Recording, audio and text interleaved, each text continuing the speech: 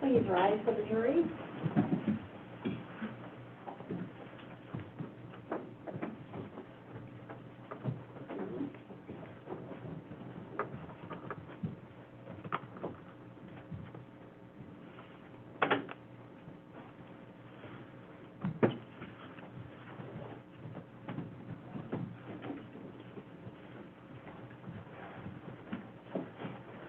Good morning. Please be seated.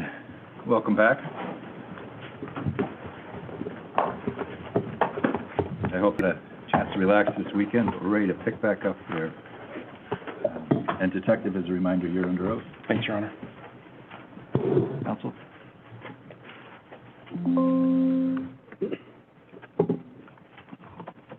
Good morning, Detective. Good morning. When we left off on Thursday, we had just finished playing an audio.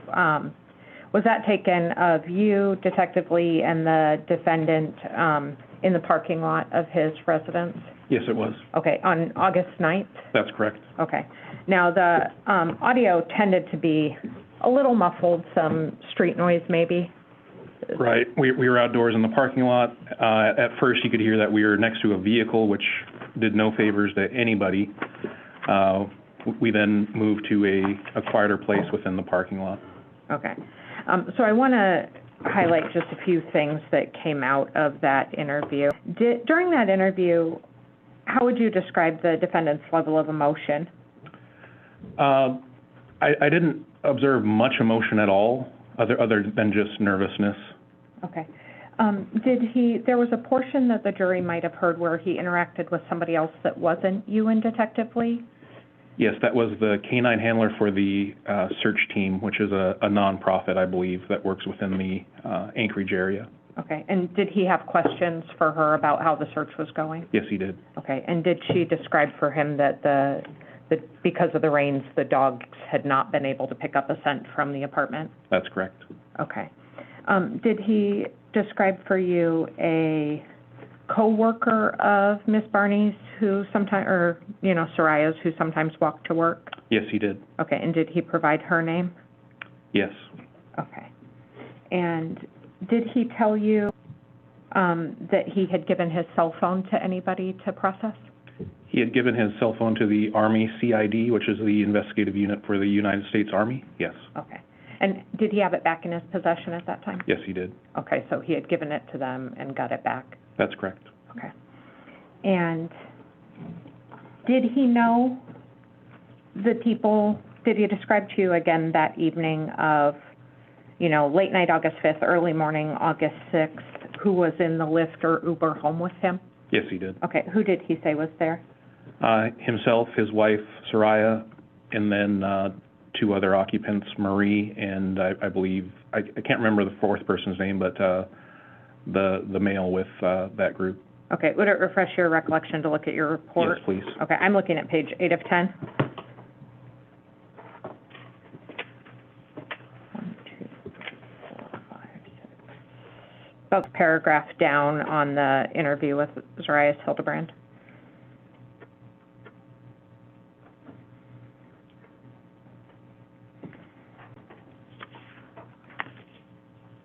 He provided the name Isaac.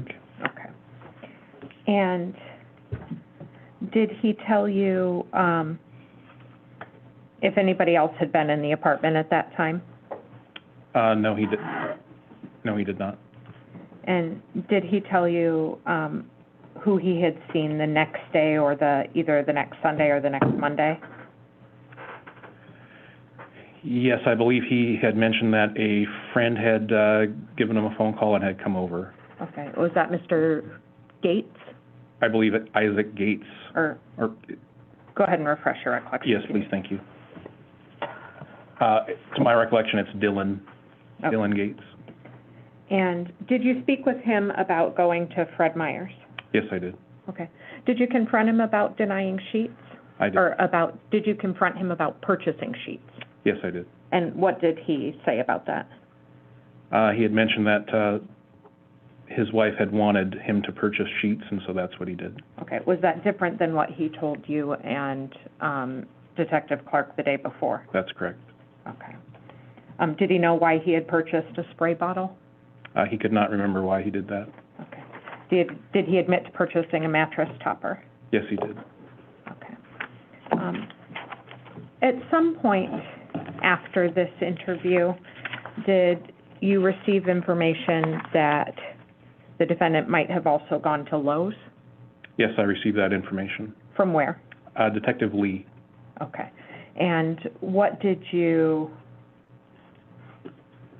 did that information become relevant on the 10th? Yes, it did. Tell me about that. The homicide unit received a phone call from a citizen reporting that Section. Overruled.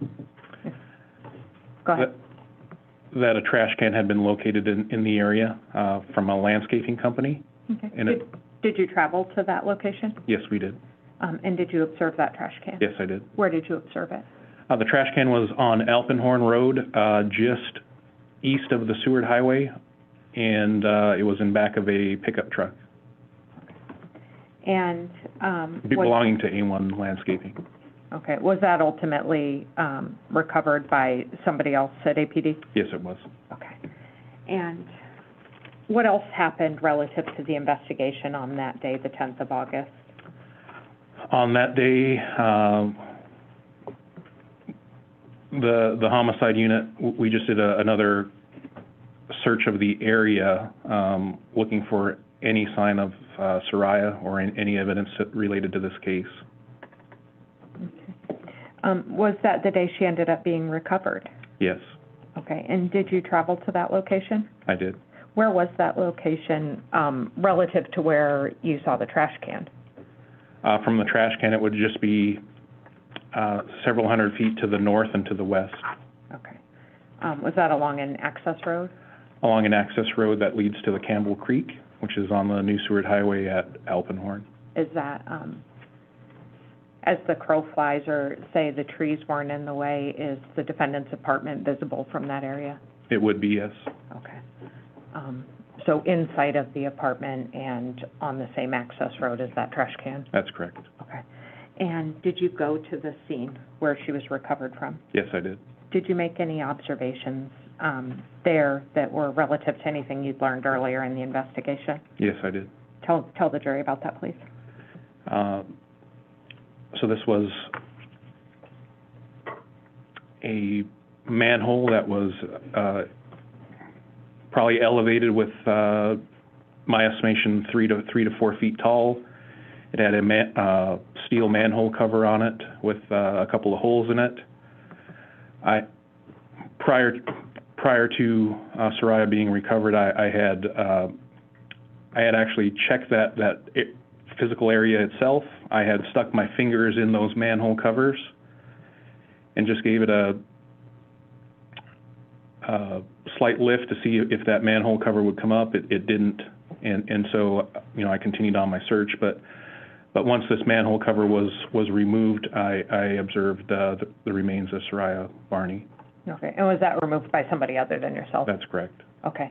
And did you notice any odors when that manhole cover had been removed? Yes, I have a very strong sense of smell. I smelled the human remains and also a strong smell of gasoline or a petroleum-based product. Okay. Sometimes human remains can give off a strong odor. How can you tell the difference between, like, gasoline versus that? It's just you know, unfortunately, something you never forget, and you know, I've smelled, you know, human remains over the course of 20 years, but the difference between petroleum is that petroleum has a distinct and sweet type odor versus what I smelled versus the human remains. Okay. And, like, to that end, you say you've smelled those kind of smells many, many times in your career. Did you spend some time on the crime scene team? Yes, from 2015 to 2019. And what does the crime scene team do?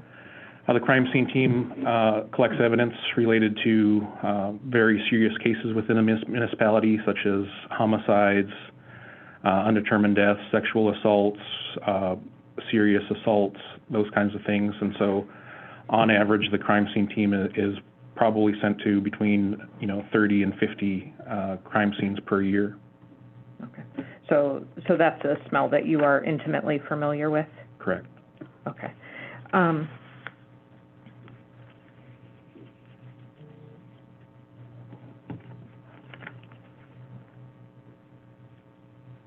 I think that's all the questions I have for you, but let me double check really quick. That's all, Detective. Thank you. Thank you. Ms. Brewster?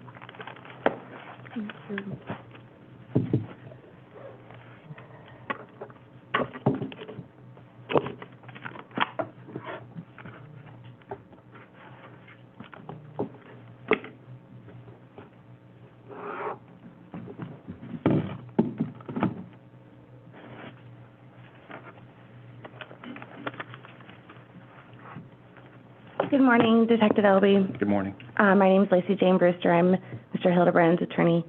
I just have some follow-up questions for you.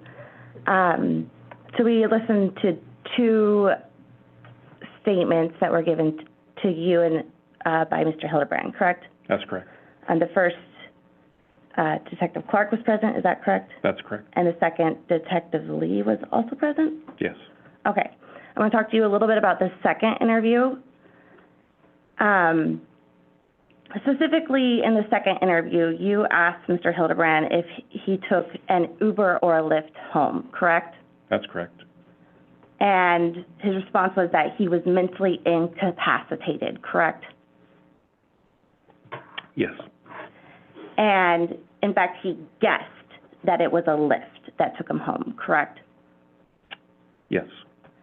And in the course of your conversation, you confirmed that Mr. Hildabrand was home around 2 a.m., correct? That's correct. And Mr.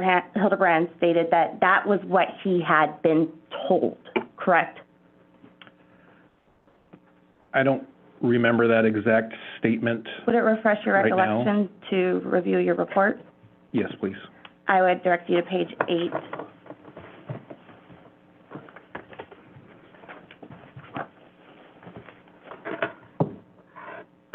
The same paragraph I think Ms. Dunlop directed you to earlier.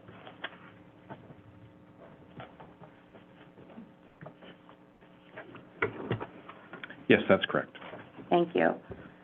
In the course of your investigation, you went to the apartment complex at Mockingbird, correct? I did. And in the course of your investigation, did you contact any of Mr. Hildabrand's neighbors? At that particular time, or? In the course of your investigation from the beginning to the end? Yes, I did. And were there any reports of arguments that you received around 2:47 a.m. on August 6, 2023? I don't recall. Okay. And to be clear, while you went to Mr. Hildabrand's apartment in the course of your investigation, you were not in the bedroom on August 6, 2023 at 2:47 a.m., is that correct? That's correct. You were not in the apartment, is that correct? That's correct. You were not in the building, is that correct? Yes. And you did not see who pulled the trigger on the gun that killed Zarrius, correct? Correct. Thank you. I don't have any further questions. Redirect? No, thank you, Judge. Thank you, sir. Thanks, Your Honor. Step down.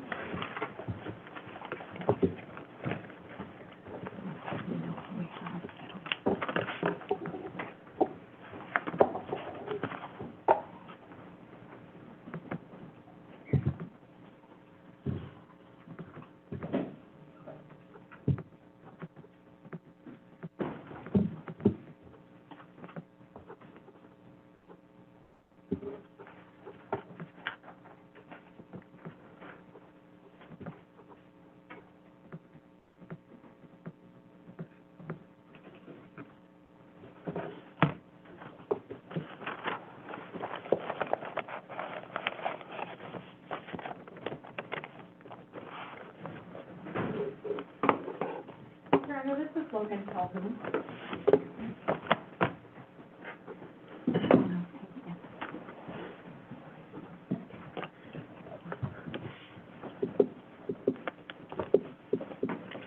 All right, sir, before you have a seat, if you please remain standing and raise your right hand.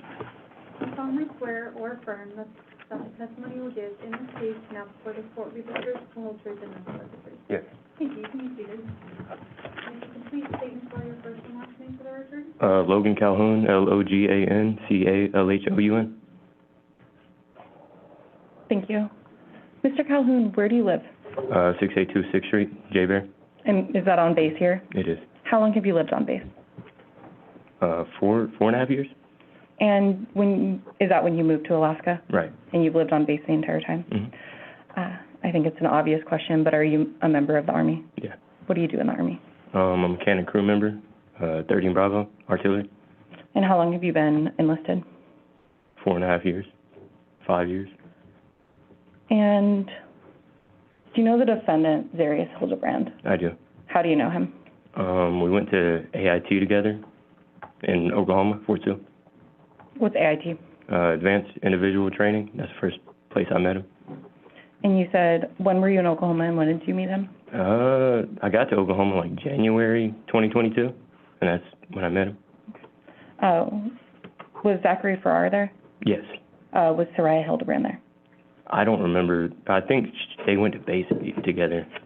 But you didn't know her in Oklahoma? No. So did it just so happen that you guys both got stationed in Alaska? Yeah. And what was your relationship like with the defendant? Were you only friends in work, or were you friends outside of work? Kind of both. Like, we hung out after work, a couple times. More than a couple. And hanging out with him, did you know Soraya Hildebrand? Through him, yes. And when did you meet her? Like early 2023, I think. And what was it like when you would hang out with her and the defendant? I never really talked to her a lot. Most of the conversations I had with her was like also talking to him. So I mean, she was cool. How were they together? I mean, they were a couple, and I didn't see anything out of the ordinary. Okay. Were you with them on August 5th, 2023? Yes. And why was that? It was my birthday, or his birthday as well. Do you guys have the same birthday? We do. How old were you turning? 21. And how old was Mr. Hildebrand turning? 21. What did you guys do that day? We went to Dave & Buster's first, and then we ended up, I think they went back home after Dave & Buster's for a little bit, and then we went to, Willow after that, and then Gaslight. Okay, let's break that up a little bit. So you said first you went to Dave & Buster's? Right. How was that? It was fun. I had fun. Playing games, hanging out? Yeah. Was the defendant and Soraya there? Yes. How did they seem? Were you hanging out with them? A little bit, yeah. They were having fun. And then you said you left Dave & Buster's. Who did you leave with? I left with Farrar. Is that Zachary Farrar? Yeah. And did you guys head downtown? Yes. And then did the defendant and Soraya get downtown a different way? Yeah. Okay. And you said next you went to Willowa. Was that the first place y'all went downtown? Yes. And how was everybody there? Everybody was having fun. Drinking, dancing? Yeah. Was Soraya with the defendant most of the night? Yes. How did they seem? Nothing out of the ordinary. Okay. How was the defendant? he got drunk. I remember that. Like, he was sloshed. Yeah. And then after Willowa, where did you guys go? We ended up walking to Gaslight. Okay, so I have a question about that. Did you want to walk to Gaslight? No. Why didn't you want to walk to Because Gaslight? I didn't want to walk downtown. There was homeless people. I didn't want to be around them. Was everybody giving you a bit of grief for that? Kind of, sort of. Was Farrar making fun of you? Yes. Was the defendant making fun of you? Yes. Okay. And did you guys get to Gaslight after you walked? Yeah. And was the defendant able to walk on his own 2 feet, maybe leaning on Zarrius? He was definitely leaning on it. Like, he was really messed up by that point. He was very drunk? Yes. But he knew who you were and knew to make fun of you? Yeah. Okay. When you guys got to Gaslight, was he turned away? Yeah. Was he sad about that? He was kind of, I guess, kind of bummed out. But yeah, he was sad, I guess. And did him and Zarrius and their friends eventually go home? Yeah. Did he say bye to you and Farrar? Yeah. What did he say about the night? Do you recall? No. Did he say that he had fun or anything? I don't remember exactly what he said. And when was the next time you talked to him? It was like either Monday or Tuesday. And was that at work? Yeah. And was that on Tuesday, August 8th? Yeah. You didn't see him Monday at work, is that correct? I might have saw him on Monday. Okay. Do you recall talking to detectives in this case? An interview, I think it was on the phone. Yeah, I remember talking to somebody on the phone. Would seeing a summary of that help refresh your recollection, possibly if you saw him on Monday or not? Sure. Okay.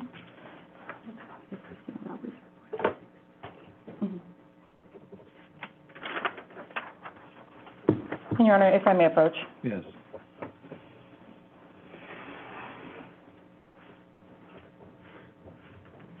I believe it's the last paragraph. If you want to read that and let me know when you're done. Read it out loud? Nope, just Oh. read it to yourself.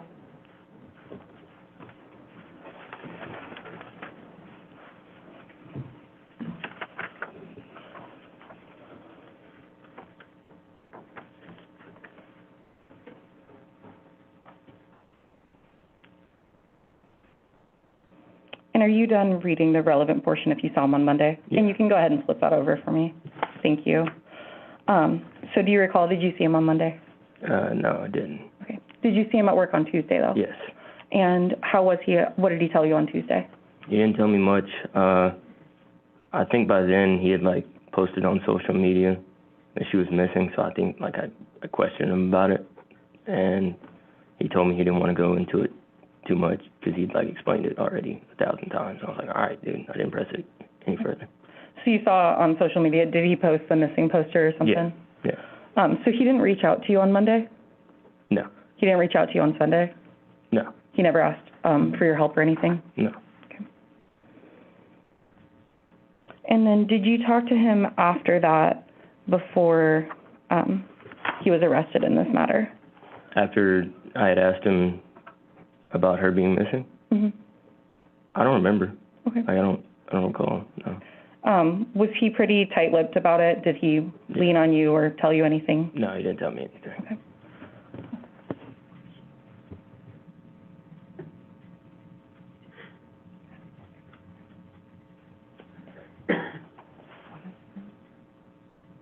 Oh, yeah. Those are all my questions, thank you, Your Honor. And if I may approach and get a copy of that Yes. report. Thank you.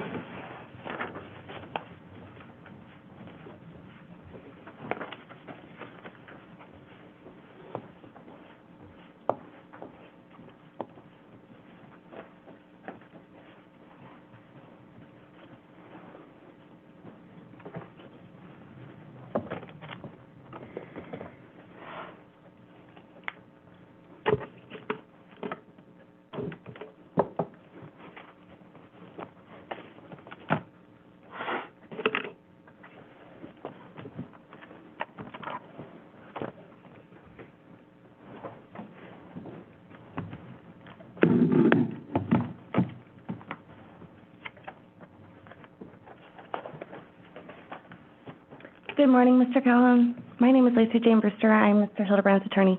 Mm-hmm. I just have some follow-up questions with you, for you. On August 5th, 2023, that was your 21st birthday, correct? Yes. It was also Mr. Hildabrand's 21st birthday. Yes. And throughout the course of the night, you two essentially were partying and celebrating your 21st birthdays, correct? Yep. Through the course of the evening, you ended up at the Gaslight, Right. and Mr. Hildabrand was extremely, extremely intoxicated by then, correct? Yes. But he did not seem aggressive. No. And would you describe him as, at the point he couldn't get into the Gaslight, belligerent? Yes. And for you, your definition of belligerent is like stumbling, correct? Yeah. And Mr. Hildebrand was standing on rails trying to hold himself up. Yep. He couldn't even really walk, fair to say. Yeah. And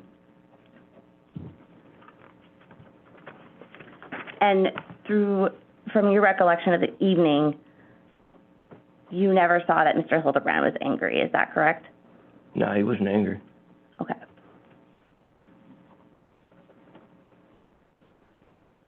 And it was your 21st birthday, too. Yes. How good is your memory of that night? I mean, not good enough to be talking to you about it. I mean, Okay.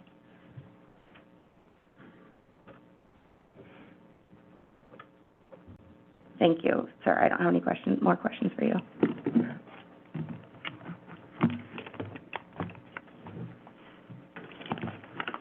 Any redirect? Yeah, sure, just very briefly.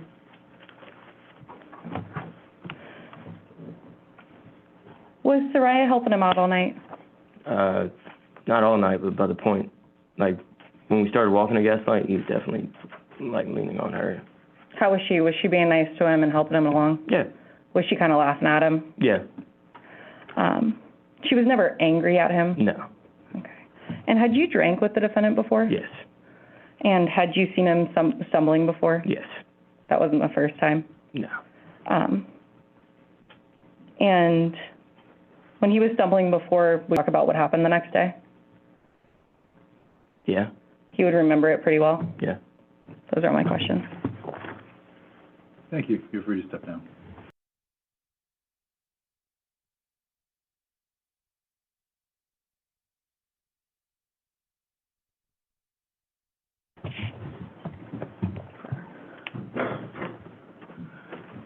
And Your Honor, the state will call its next witness, Mr. Zachary Farrar. And if I could just have a few moments to set up some of our tech, and if Madam Clerk could lower the screen, please. Thank you.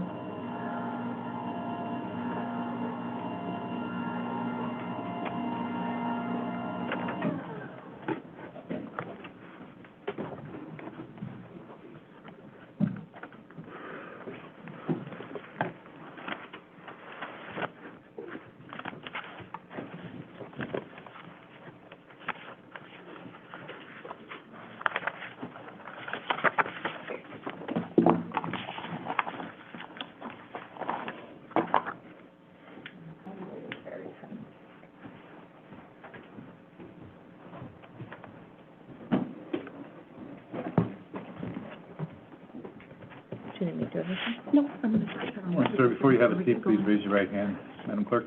Do you solemnly swear or affirm that the testimony you will give in this case now before this court will be the truth, the whole truth, and nothing but the truth? I do. Thank you. You can be seated. And if you can please state and spell your first and last name for the record? Zachary Farrar, Z-A-C-K-E-R-Y, F-A-R-R-A-R.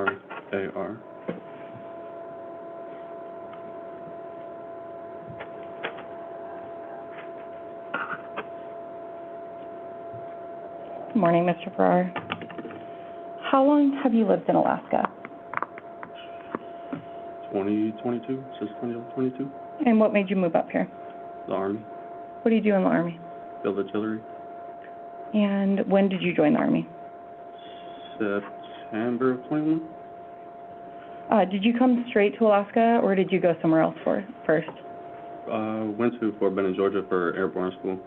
Airborne school. Did you also do basic training? We did. And where are you originally from? Chicago. Did you know Zarrius Hildabrand? I did. How did you know her? We went to basic training together. Was that in Georgia? No.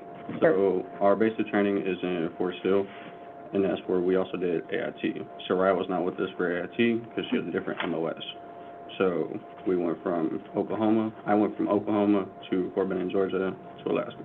Okay, so in Oklahoma is where you met Zarrius? Yes, September 21. And what was Zarrius like? She was a wholehearted person. Like, everything she did, it wasn't just for herself, but the people around her. Mm-hmm. So, like, yeah, don't get me wrong, like, she has, I don't know, almost like social anxiety. Like, she's a social butterfly, and she always loves being outside, but it's more of the comfortability of being around people she knows she's okay with, people that she actually knows.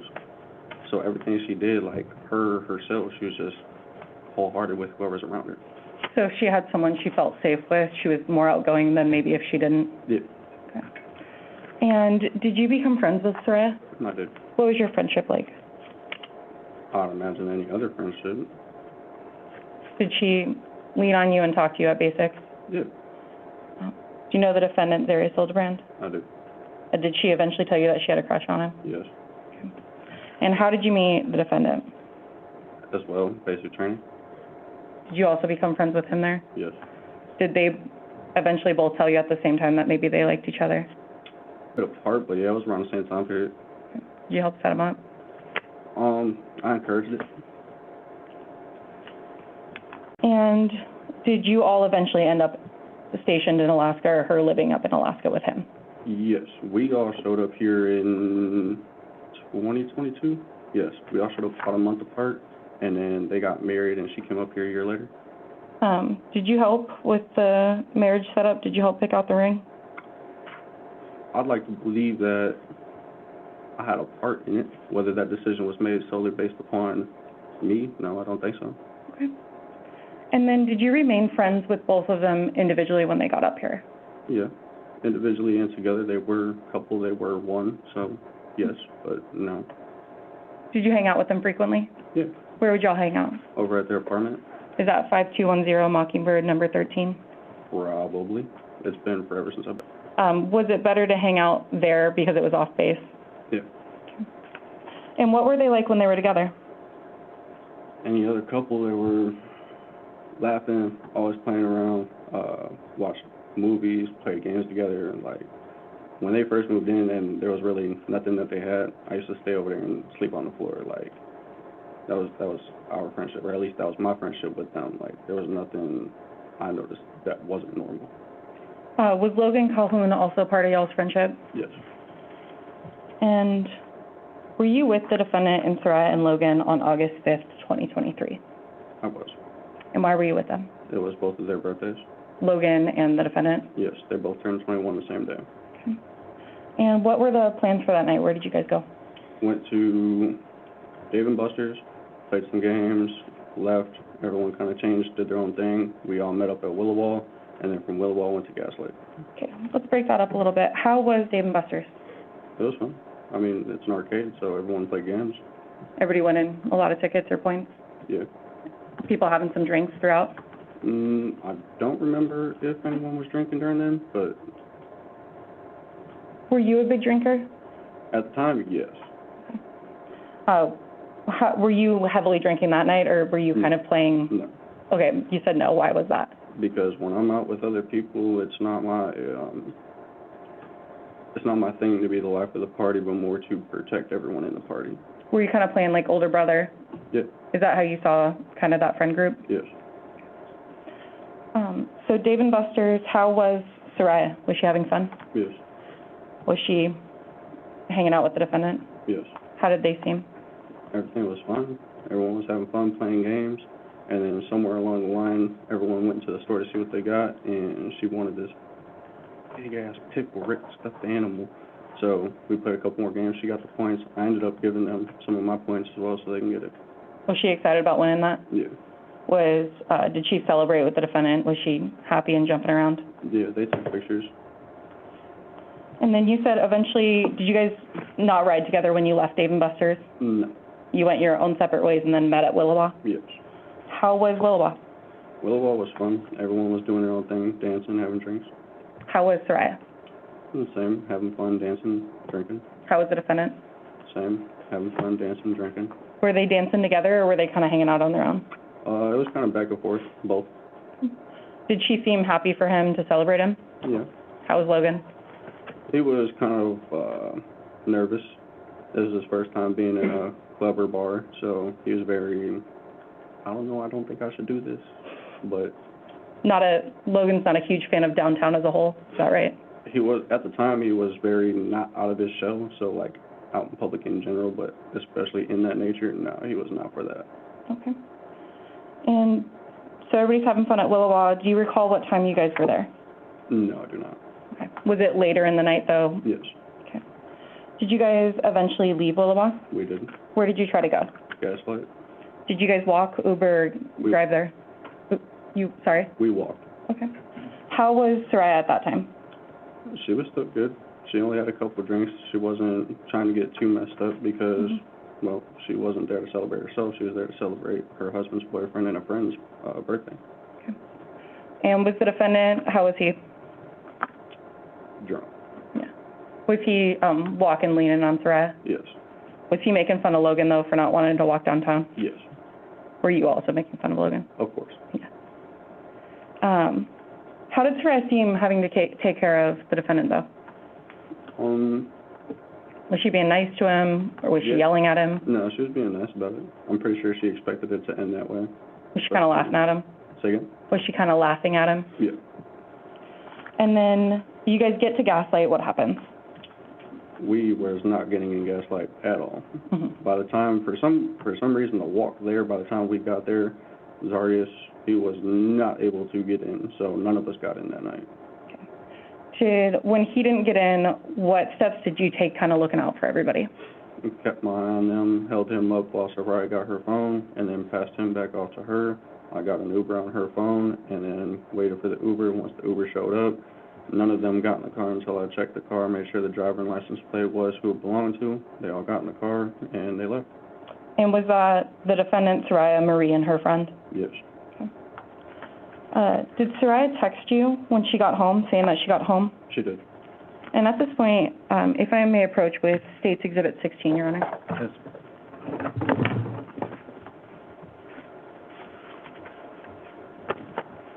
Do you recognize this?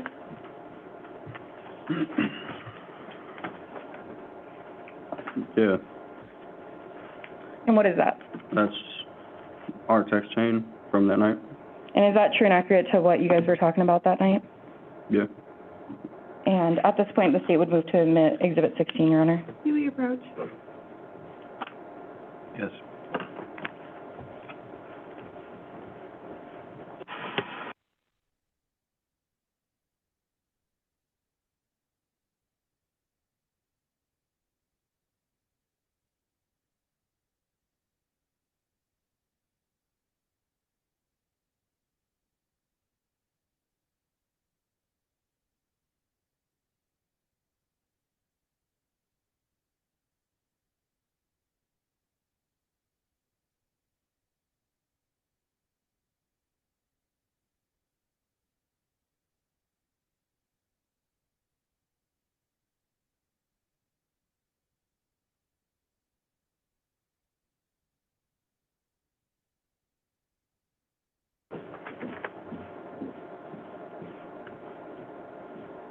So to be clear, State moved to admit Exhibit 16, Your Honor.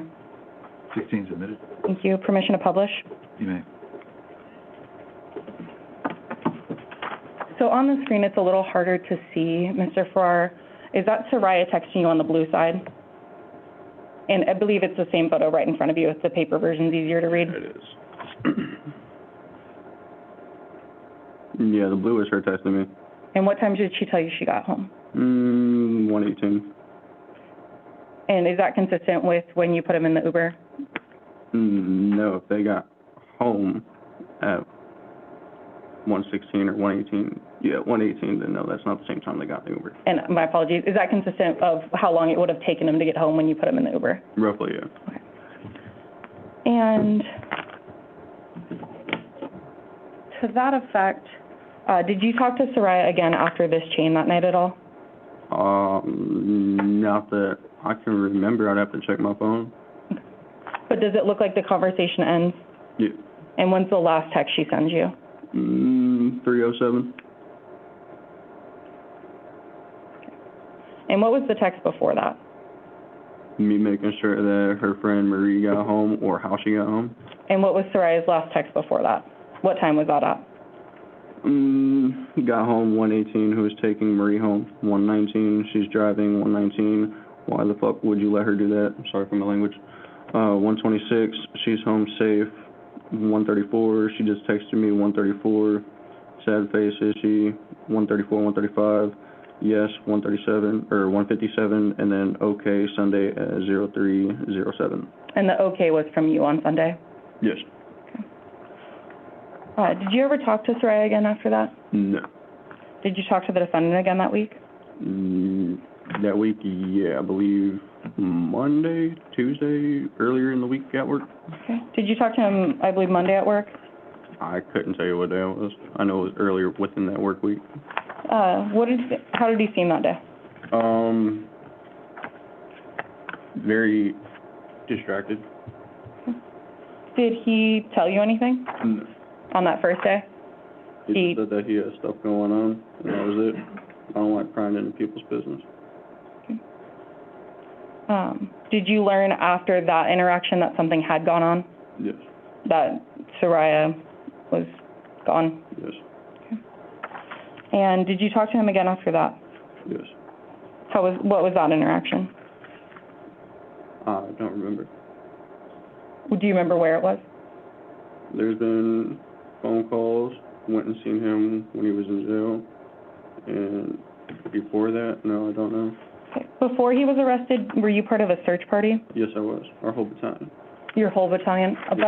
Was that 10 people or was that like 60 people? Probably more than 60. Okay. And did you talk to him during that search? I did stop and check on him, gave him a hug, told him that we figured it out, and that was it.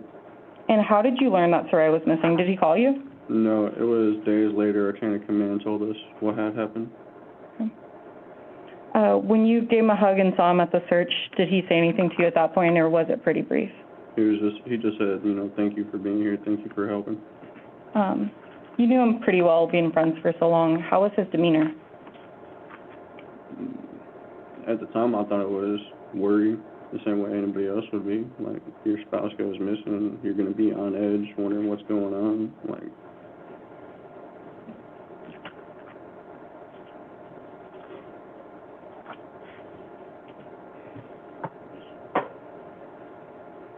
Those are my questions at this point. Thank you, Your Honor. Thank you. Ms. Brewster?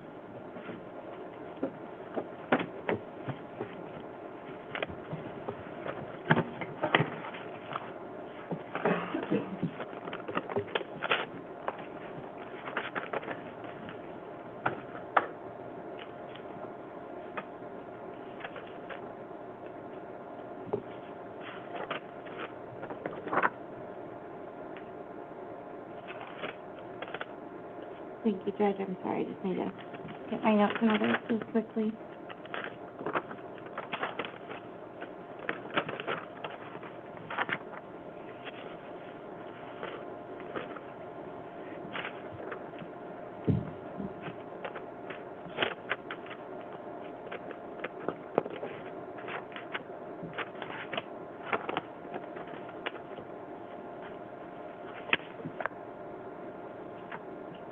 Good morning, Mr. Farrar. good morning. My name is Lacey Jane Brewster. I'm Mr. Hildabrand's attorney. I just have some follow-up questions for you. First, I want to direct you to State's Exhibit 16.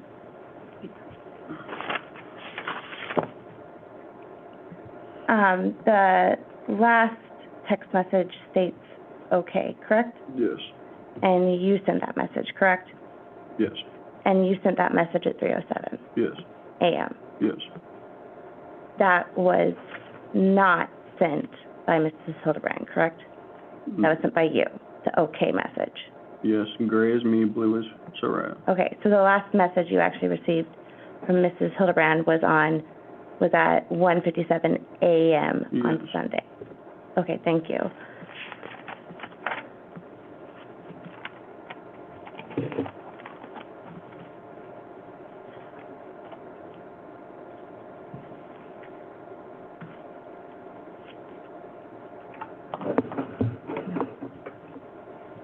So, Mr. Farrar, you've known Mr. Hildebrand for some time now, correct? Yes, You met him when he was about 18. yes, You met him at basic training. yes, By Mr. Hildebrand's 21st birthday, you'd known him about 3 years.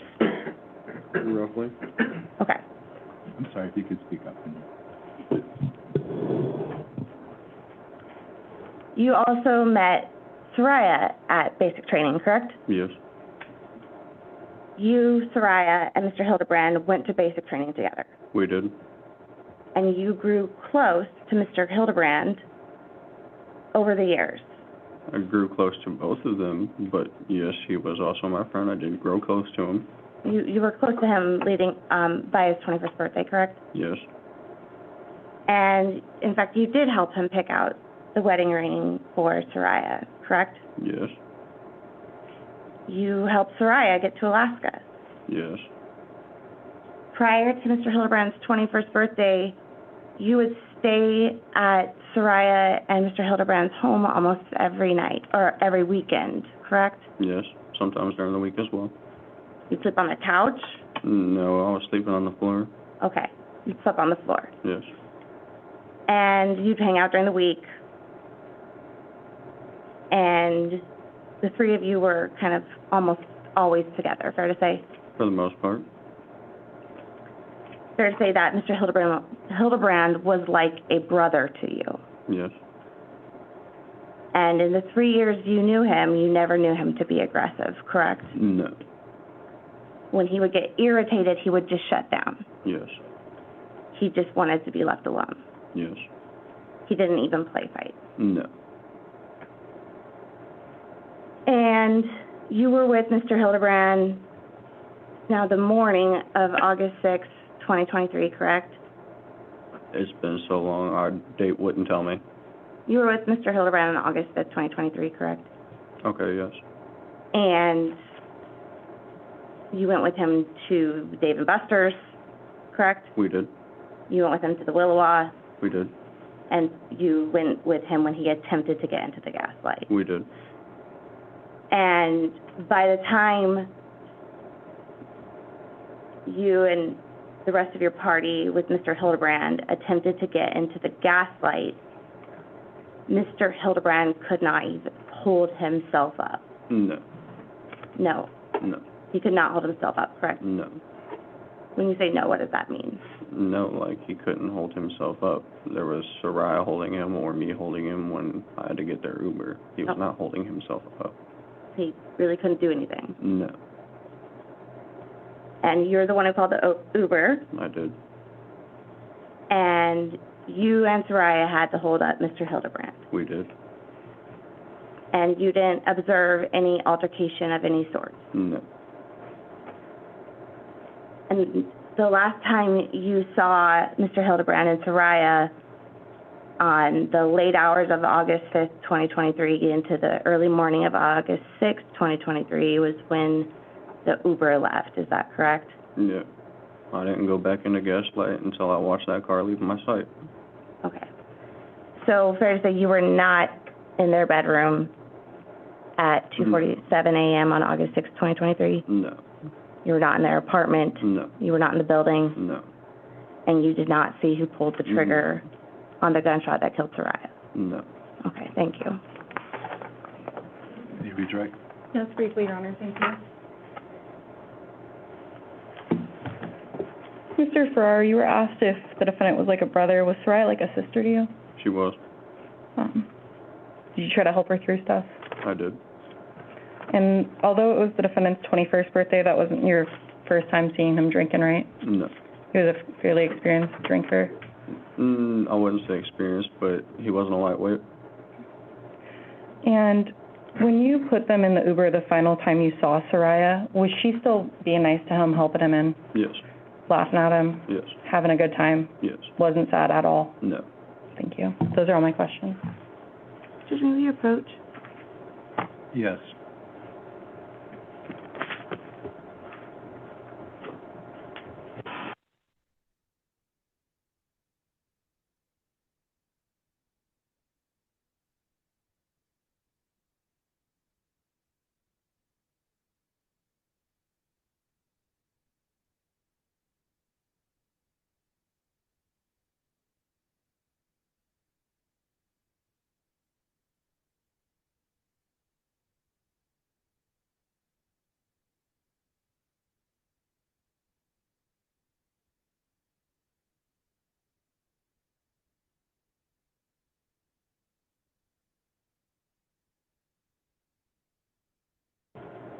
All right, sir, thank you for your testimony. You're free to step down.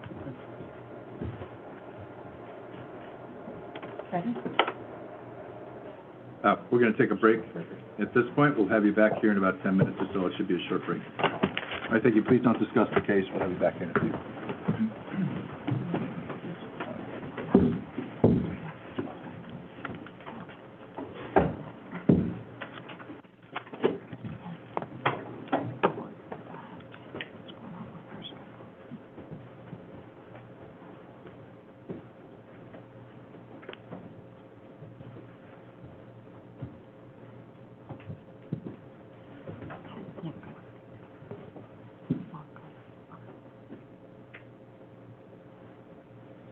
Thank you. Please be seated.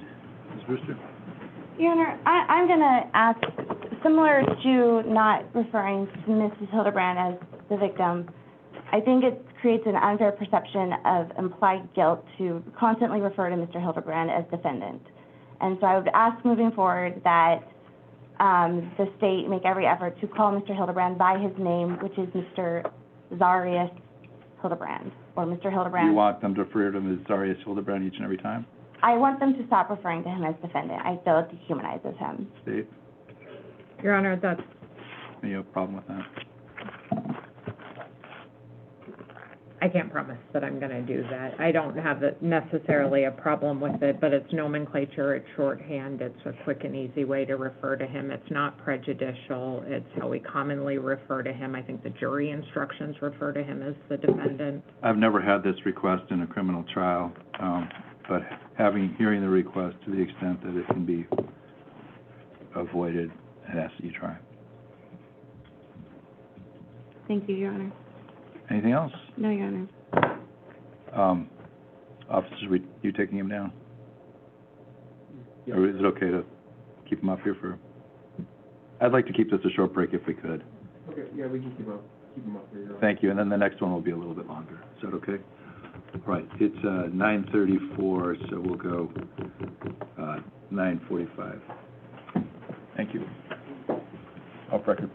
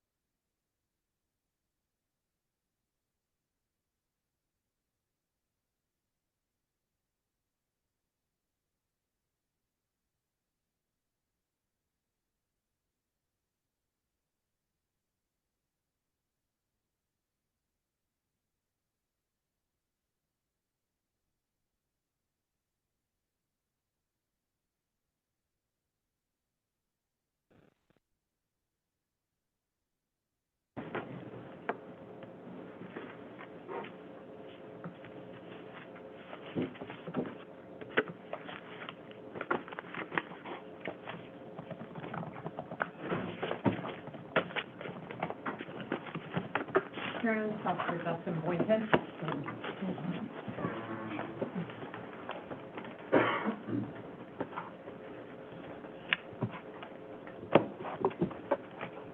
Morning, officer. If we get the jury in here, we'll swear you in at that point.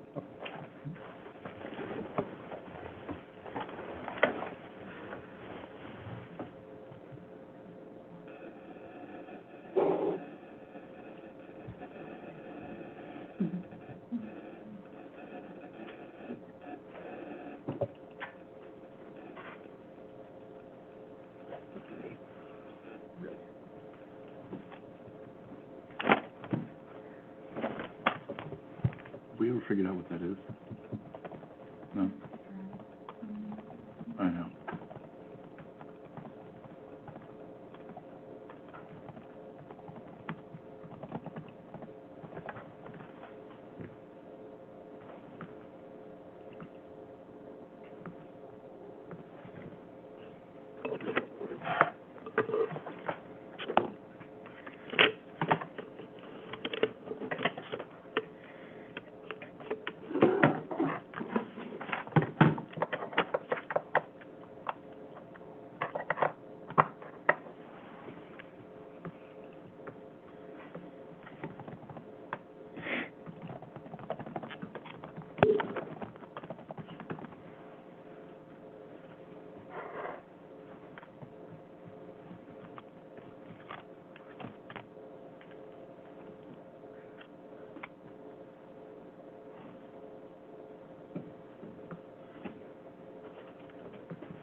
Rise for the jury.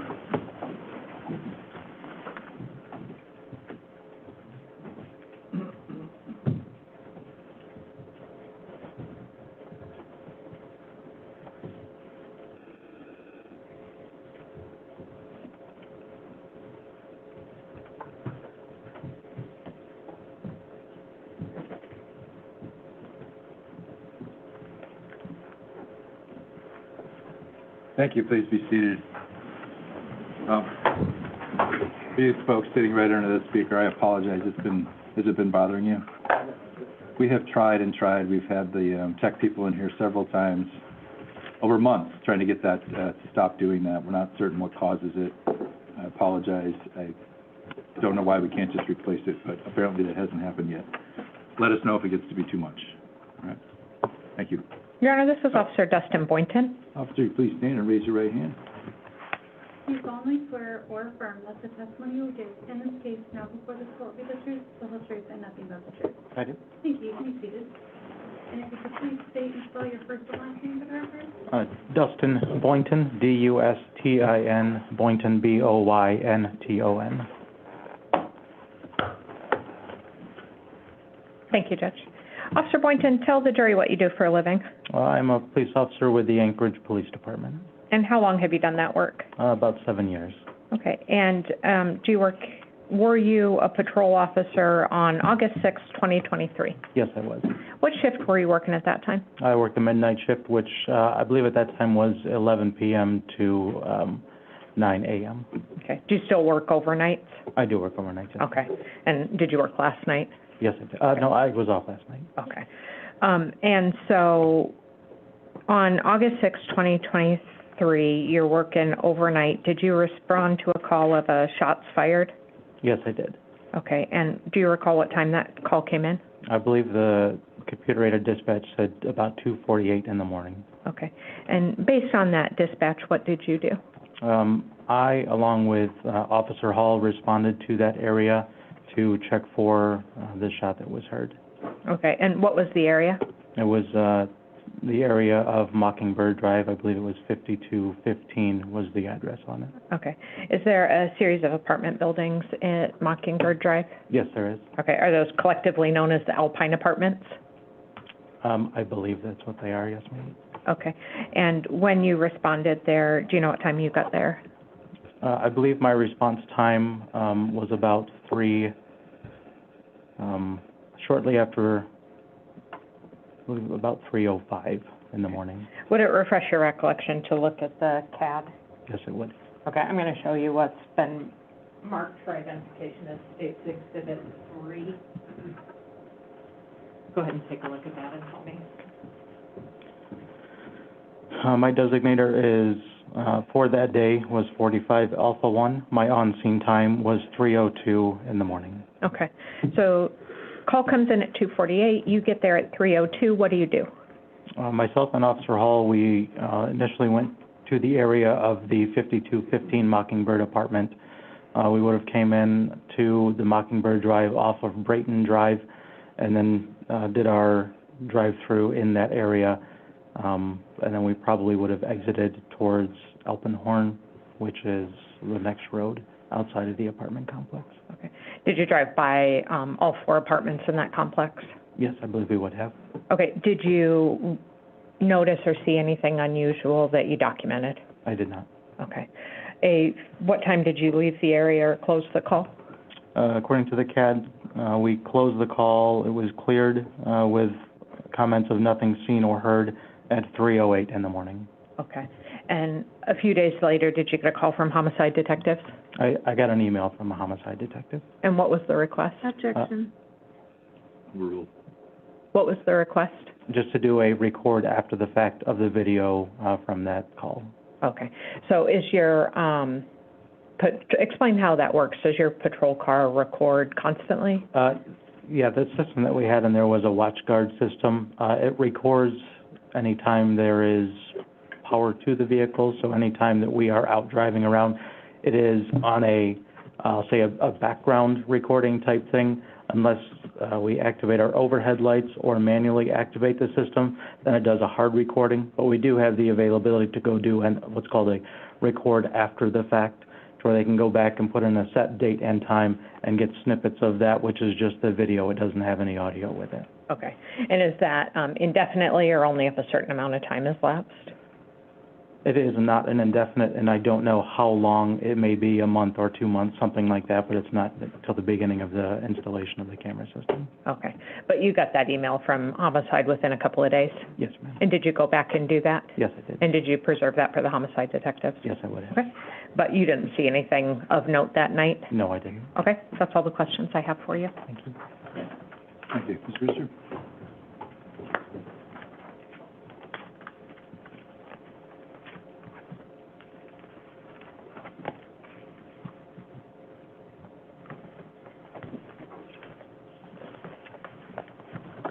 Good morning, Officer Boynton. Good morning.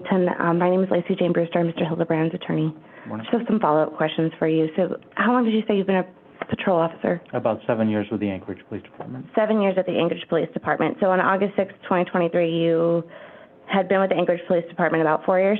Yes, ma'am. And you responded around 2:49, 3 a.m. in the morning on August 6th, 2023 to the Mockingbird Drive area in response to a report that a gunshot had been fired, correct? Yes, ma'am.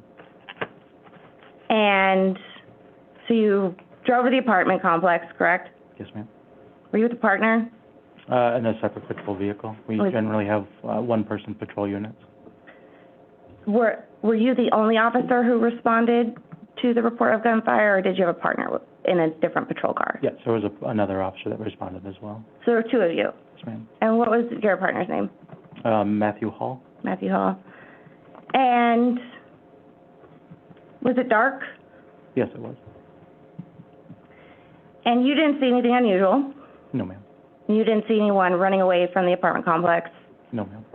You didn't see any suspicious activity? No, ma'am. But you didn't get out of your car, did you? No. You didn't look for bullets, did you? No. You didn't knock on the doors of the apartment complex to make sure everyone was okay, did you? No. You didn't talk to the person who had placed the 911 call, did you?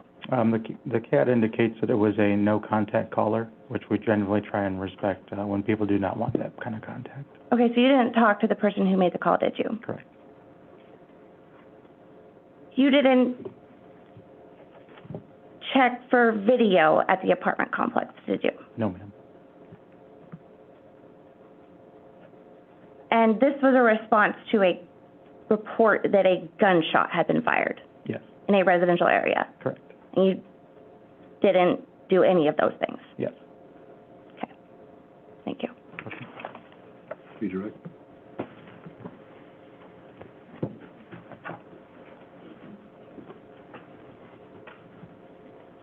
Is a call of a shot or a shots fired, fairly common occurrence? Yes, it is. Okay. And is the Mockingbird complex there, the Alpine Apartments, a fairly large apartment complex? Yes, it is. Okay. That's all that I have. Thank you, officer. Thank you, Steph. I'll leave this exhibit. Okay. You can leave that there. Thank you. The state called Dalen Gates next, Your Honor.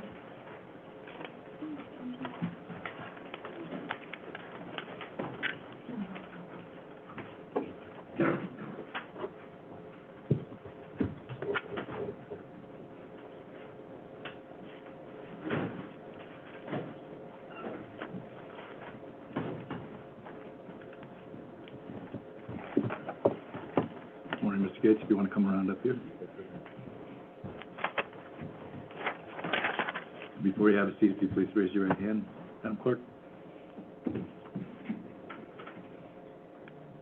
You solemnly swear or affirm that the testimony you will give in this case now before the court will be the truth, the whole truth, and nothing but the truth. Yes, ma'am. Thank you. Be seated.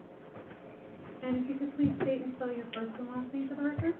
Dalen Gates, DAYLONGATES. Counsel. Thank you, Your Honor. Good morning, Mr. Gates. How long have you been in Alaska? On and off since 2016. And what brought you up to Alaska? Originally the military, What branch of the military do you work for? in the Army. What did you do in the Army? I was a 13 Bravo, so cannon crew member, And how long were you in the Army? just shy of 8 years. And so can you walk us through that? When were you stationed in Alaska? Where did you go? And then when did you come back? For the first time, I got up here in 2016 after airborne school. We deployed to Afghanistan in 17, and coming back from that deployment, I ended up getting stationed in Germany for 3 years, and then coming back here right after COVID in 2021. And have you remained here ever since? Yes, ma'am. Are you now out of the Army? Yes, ma'am. When did you get out of the Army? I got out in August of 2023. Was that the first week of August or the second week? One of those two. Okay. The beginning of August? Yes, ma'am. And did you know the defendant, Zarrius Hildabrand? Yes, ma'am. How did you know him?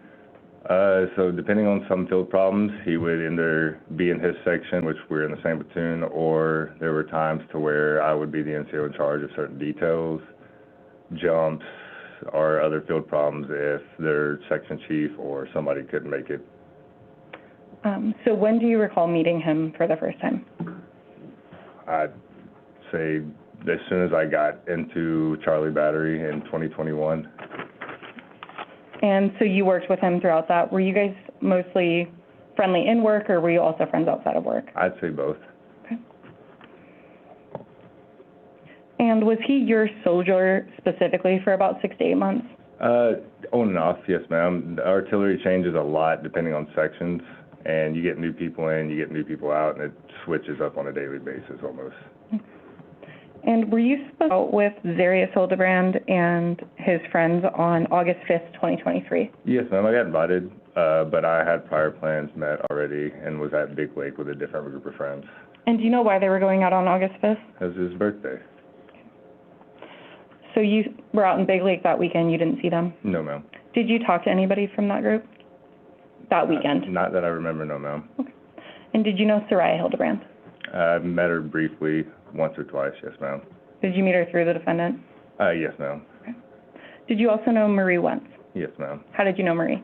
Me and Marie met, I'd say around 2021 when I first got up here. She was actually a waitress at a restaurant, and we just met and then became, I guess, acquaintances for the rest of the time. So did you have an individual friendship with the defendant, Zarrius Hildabrand, and then an individual friendship with Marie? Yes, ma'am. Okay. When did you find out something had happened that weekend when you didn't go out? When I received a text or a call from Marie, freaking out and kind of explaining, what had happened. And that's the information she got from Zarrius Hildabrand? Yes, ma'am. Did she also send you a missing persons flyer? Yes, ma'am. And do you recall, was that Monday, August 7th? Yes, ma'am, it was. What did you do when you got that information from Marie? One of the first things I did was actually message or call Zarrius because I was worried about, as an NCO, I was worried about one of the lower enlisted and a friend of mine, that he just wouldn't harm himself at the time with the information I had. Were you concerned based on the information you had that it could affect him? Yes, ma'am. So what did you do when you reached out? Did you hear back from him? Not right away, but eventually I did, and he asked if I was busy, and I was not, so I went straight over to him and met him at his place to try and help let him vent and calm down. Was that Monday night? Yes, ma'am, it was. Was Marie also there? She was in the parking lot, but she left 15 to 20 minutes after I got there. Did she go home and then you went inside with? Yes, ma'am. Okay. What did you guys do when you got there? We made Hamburger Helper and turned on YouTube and just kind of did what 20-something-year-old boys would do and just kind of bury whatever it was and just trying to give him a place to relax at the time. And did you stay in the living room, in the kitchen the entire time? Yes, ma'am. Did you see any firearms in the apartment? Yes, ma'am. They were just set out on the kitchen counter or whatever counter it was. Okay. And after you guys are eating Hamburger Helper and watching YouTube, did he eventually open up to you? Yeah, we had a deep talk, and some sadness. And once he finally calmed down, he seemed like he could get some sleep, and I went on my way. Okay. Can you tell me a little more about that? When he opened up and had some sadness, what was he saying and what was he doing? He was just blaming himself from the night before, saying he could have took her to work and could have drove her and should have, and was just harping on the fact that if he was putting it on himself. He was saying it was his fault? Yes, ma'am. Was he crying? Yes, ma'am. And did you tell him not to blame himself at that point? Yes, ma'am. At that point, I was not to put all the pressure on himself.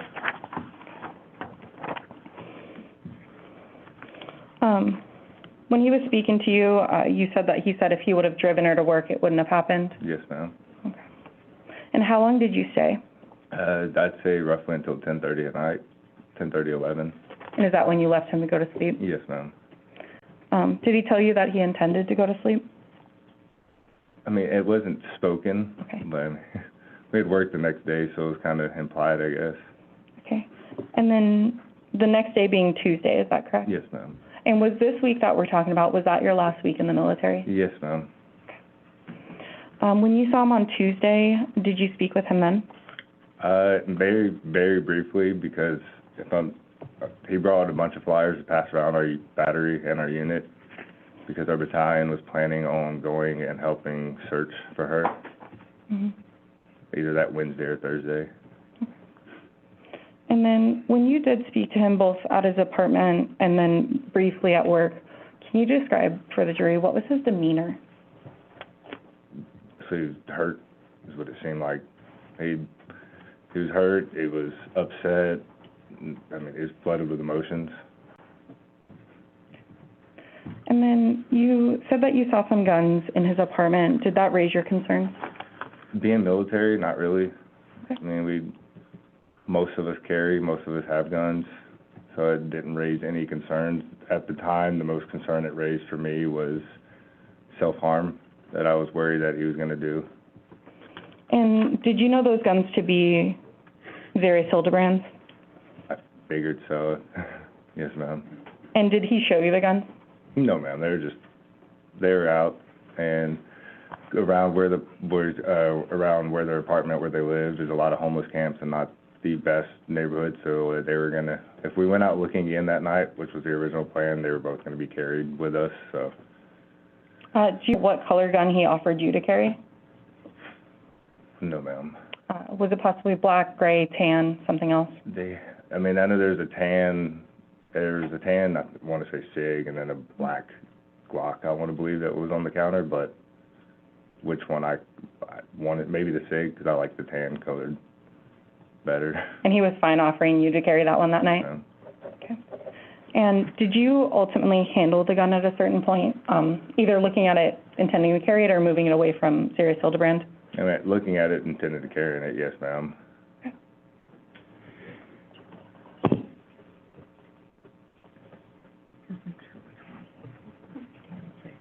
And to the firearms, which one did you handle? The tan, the SIG. Okay. And ultimately, did you think about taking those guns from the apartment that night for your concerns about him with them? There was a brief moment, yes, ma'am, but by the end of the night, he seemed like he was a little more calm. And unfortunately, he's an adult, so I just left him there and didn't take him. Okay. And by the end of the night, he wasn't crying and blaming himself anymore, so you were comfortable leaving? Yes, ma'am. And I lived on base at the time, so if I were to take him, it's a long process for me to have to actually be able to handle him the proper way. Understood.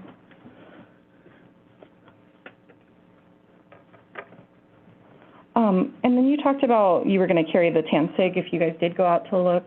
Why ultimately didn't you go out to look that night? Do you recall? Not necessarily. I want to say it was just because we started having a conversation. Like I said, we cooked hamburger helper, and the dog, hung out with the dogs and just kind of turned on random background glows on TV. He wasn't pushing you to go search or anything like that? Okay. Those are all my questions at this time. Thank you. Thank you. Counsel?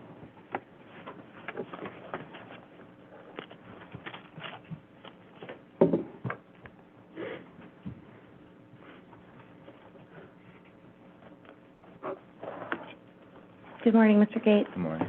My name is Lacey Jane Brewster. I'm Mr. Hildabrand's attorney. I just have a few follow-up questions for you. You know Mr. Hildabrand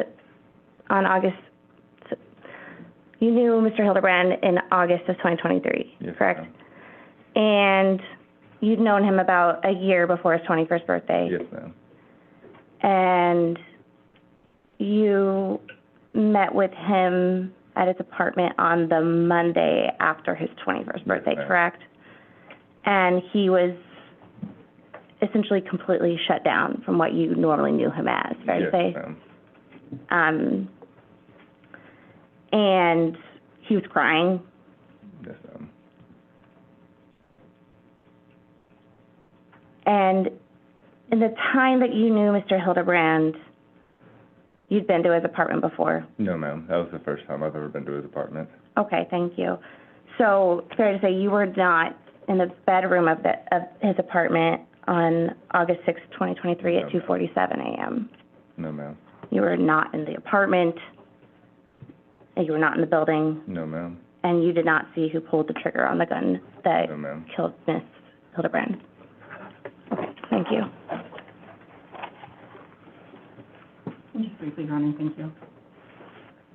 And I apologize, Mr. Gates. I think I said Monday, and I believe defense said Monday. Was this actually Tuesday that you went over there after he had told his chain of command what was going on? No, ma'am. It was Monday. It was so he told the chain of command that Monday is when it started spreading. He might have personally told him on a different day, but I was there Monday night. Okay. It was that Monday after he told Marie, is that correct? Yes, ma'am. And Marie was helping him look? Yes, ma'am. So you went over Monday night? Yes, ma'am. And when he was crying, you said he was shut down, but he did open up at a certain point? Yes, ma'am. And that's when he was saying it was his fault and it wouldn't have happened if he drove her to work on Sunday morning. Yes, ma'am. Thank you. Thank you, sir. You're free to step down.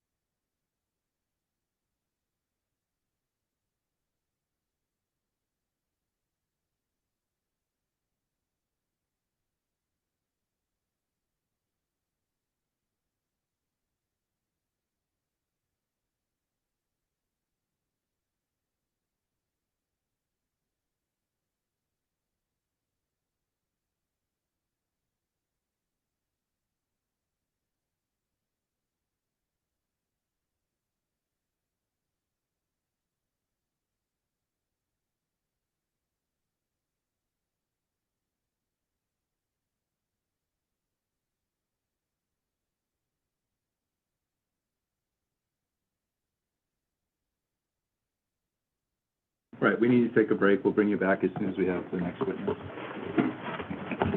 Please don't discuss the case.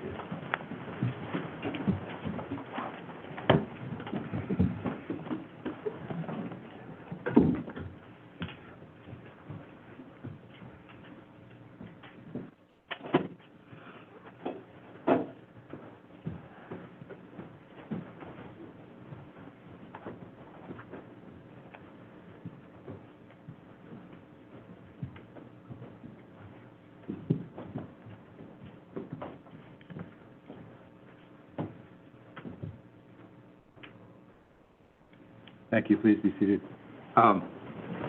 This witness was This told, might be a good time to go ahead and take him down. I'm sorry, you had, this witness was told to be here at 10:45. She's been asked to move up. I can tell you I have 1, 2, 3, 4, 5 more witnesses scheduled for today. There's a good chance we're gonna run out of witnesses if this is the pace all right, we're if we run out of witnesses, that's one thing. You said you had 11 lined up. I understand that's quite a few, and you can't you aren't able to anticipate what the cross-examiner is gonna look like. We don't need to continue the discussion I had with you at the bench. Understood. I'm just letting you know there's a good chance we run through them today. Okay, so we're looking at a possible half-hour break right now? Potentially, Judge. But then we'll be ready to go. You've got no one else that you can yank in there? No, Judge. Okay, all right. Off record.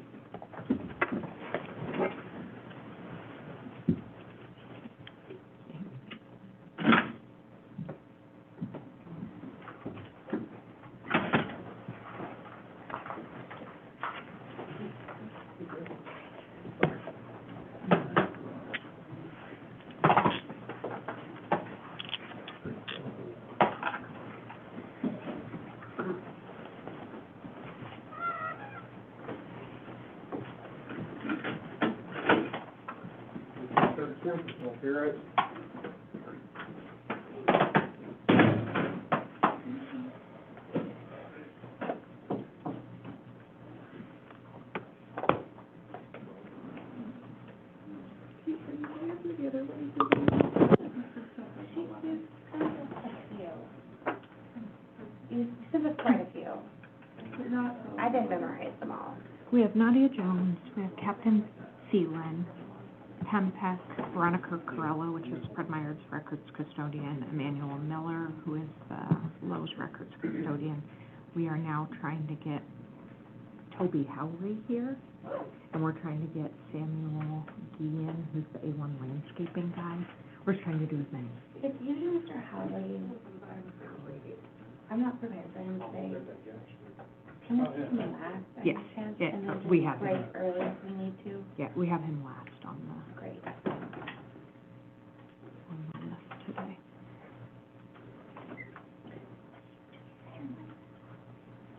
List is that I think it's actually my interest. And it's usually my second day after it's first important one. Oh, it's not a French fry, it's Swiss. I've never heard of it. It's here for me if I made it up. But it's very easy.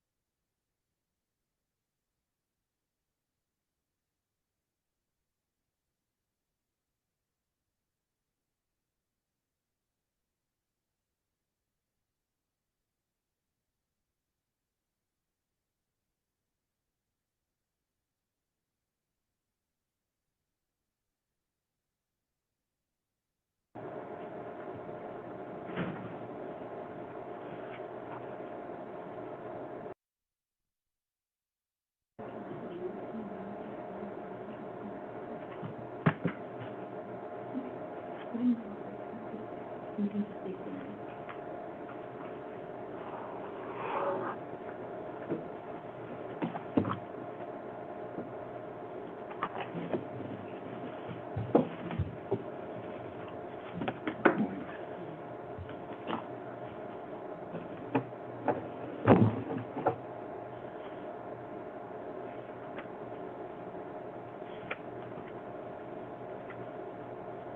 As soon as the jury comes in, we're all going to stand. Get them seated and we'll wait.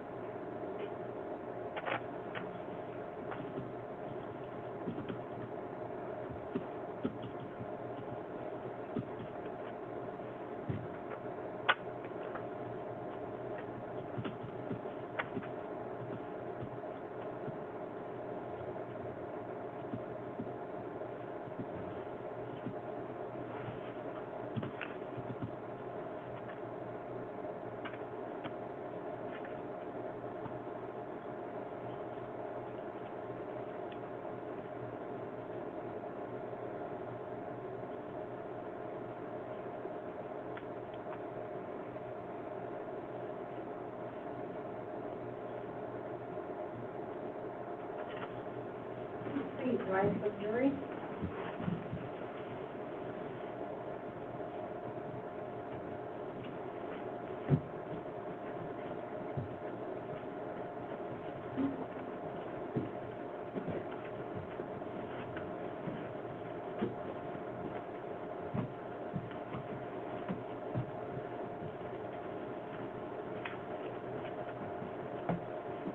Thank you. Please be seated.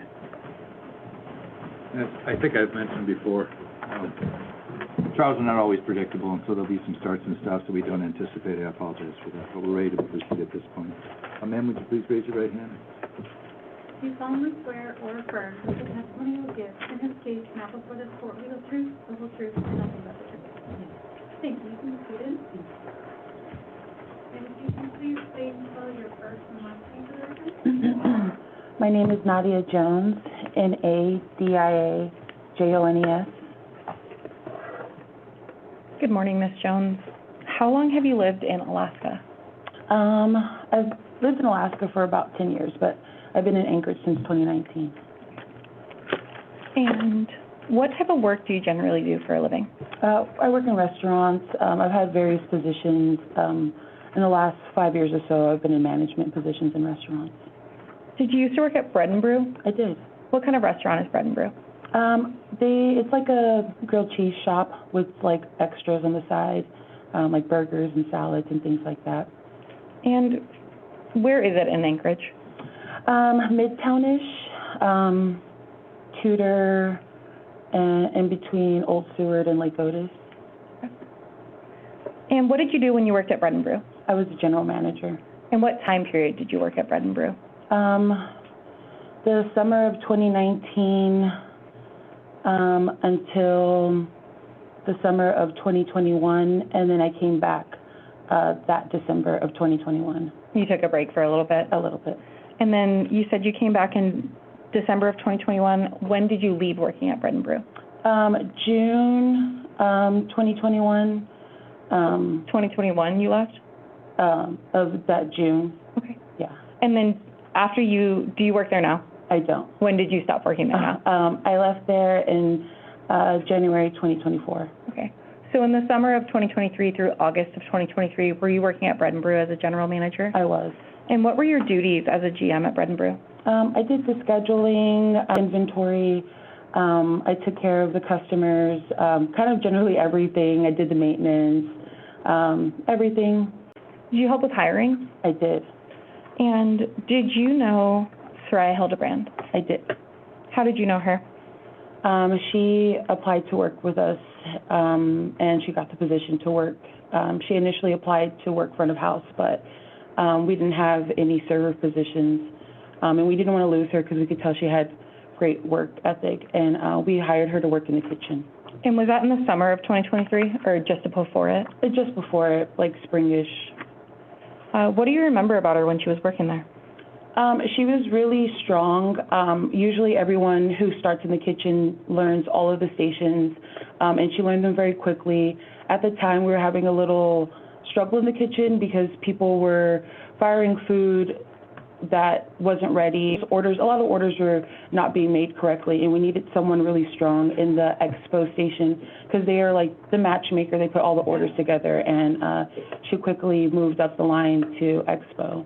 And was expo essentially a leadership position in the kitchen? How was she showing up to work and being present? She showed up on time every day. We asked for the chefs to show up at 10:30. We opened at 11, but we wanted everyone to get their stuff put away, their chef coats on, and ready to work, and be on the line by at least 10:45 so that we got things rolling by the time it was time to open. Yeah. And did she work there through August of 2023? Yes. And how did you know her to get to work? She drove. Did you ever know her to walk to work? No. And was she set to work Sunday, August 6th of 2023? Yes. And what time was she supposed to get there? At 10:30. Did you see her that day? I did not. Did you get a text from her phone that day? I did get a text from her phone that day. And, Your Honor, if I may approach with State's Exhibit 18. Yes.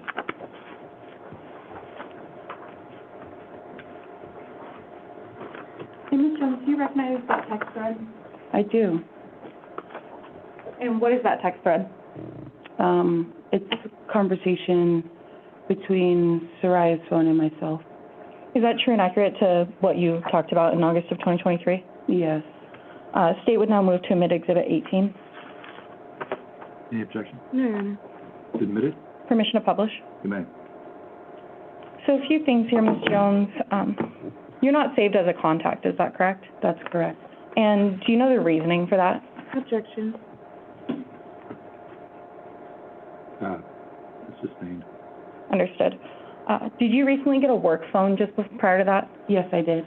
So did the workers at Bread and Brew used to text your personal phone? They did. And what did you do when you got a work phone?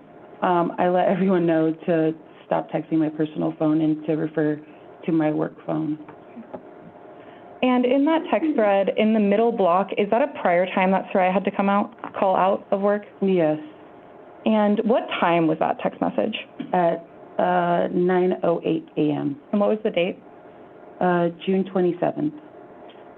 So essentially an hour and 20 minutes before she would have been set to come in? Yes.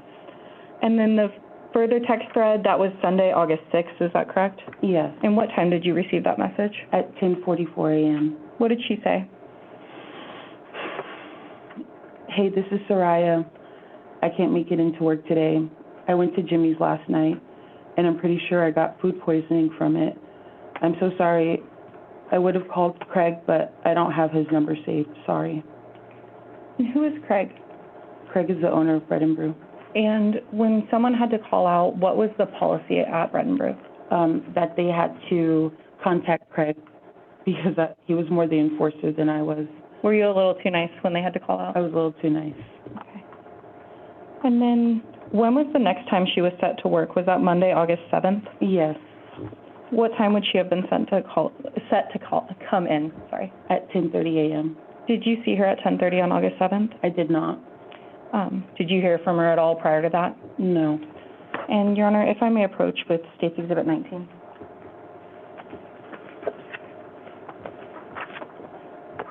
Do you recognize that? I do. And what is that a photo of? It's a text message to Soraya's phone from my work phone. And is that true and accurate? Yes. Your Honor, move to State's Exhibit 19. Any objection? No, Your Honor. Admitted? Permission to publish. You may. Thank you. Is that the first time you had texted Soraya off of your new work phone? Yes. And can you tell what were you saved as? Nadia, new phone, What time did you send that message? at 11:18. And do you recall what you were doing that morning?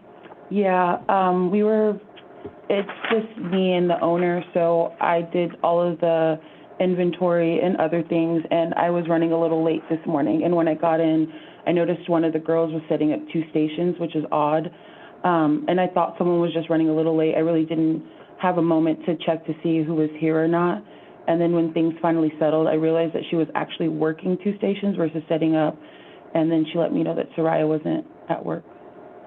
And is that when you reached out? Yes. Did you ever speak with Soraya Hildabrand again? No, I didn't. Have you ever had have you ever spoken in person with the defendant, Zarrius Hildabrand? No, I haven't. Those are all my questions at this time. Thank you, Your Honor. Any questions? No, Roxanne, thank you. Thank you for your testimony. Please sit down.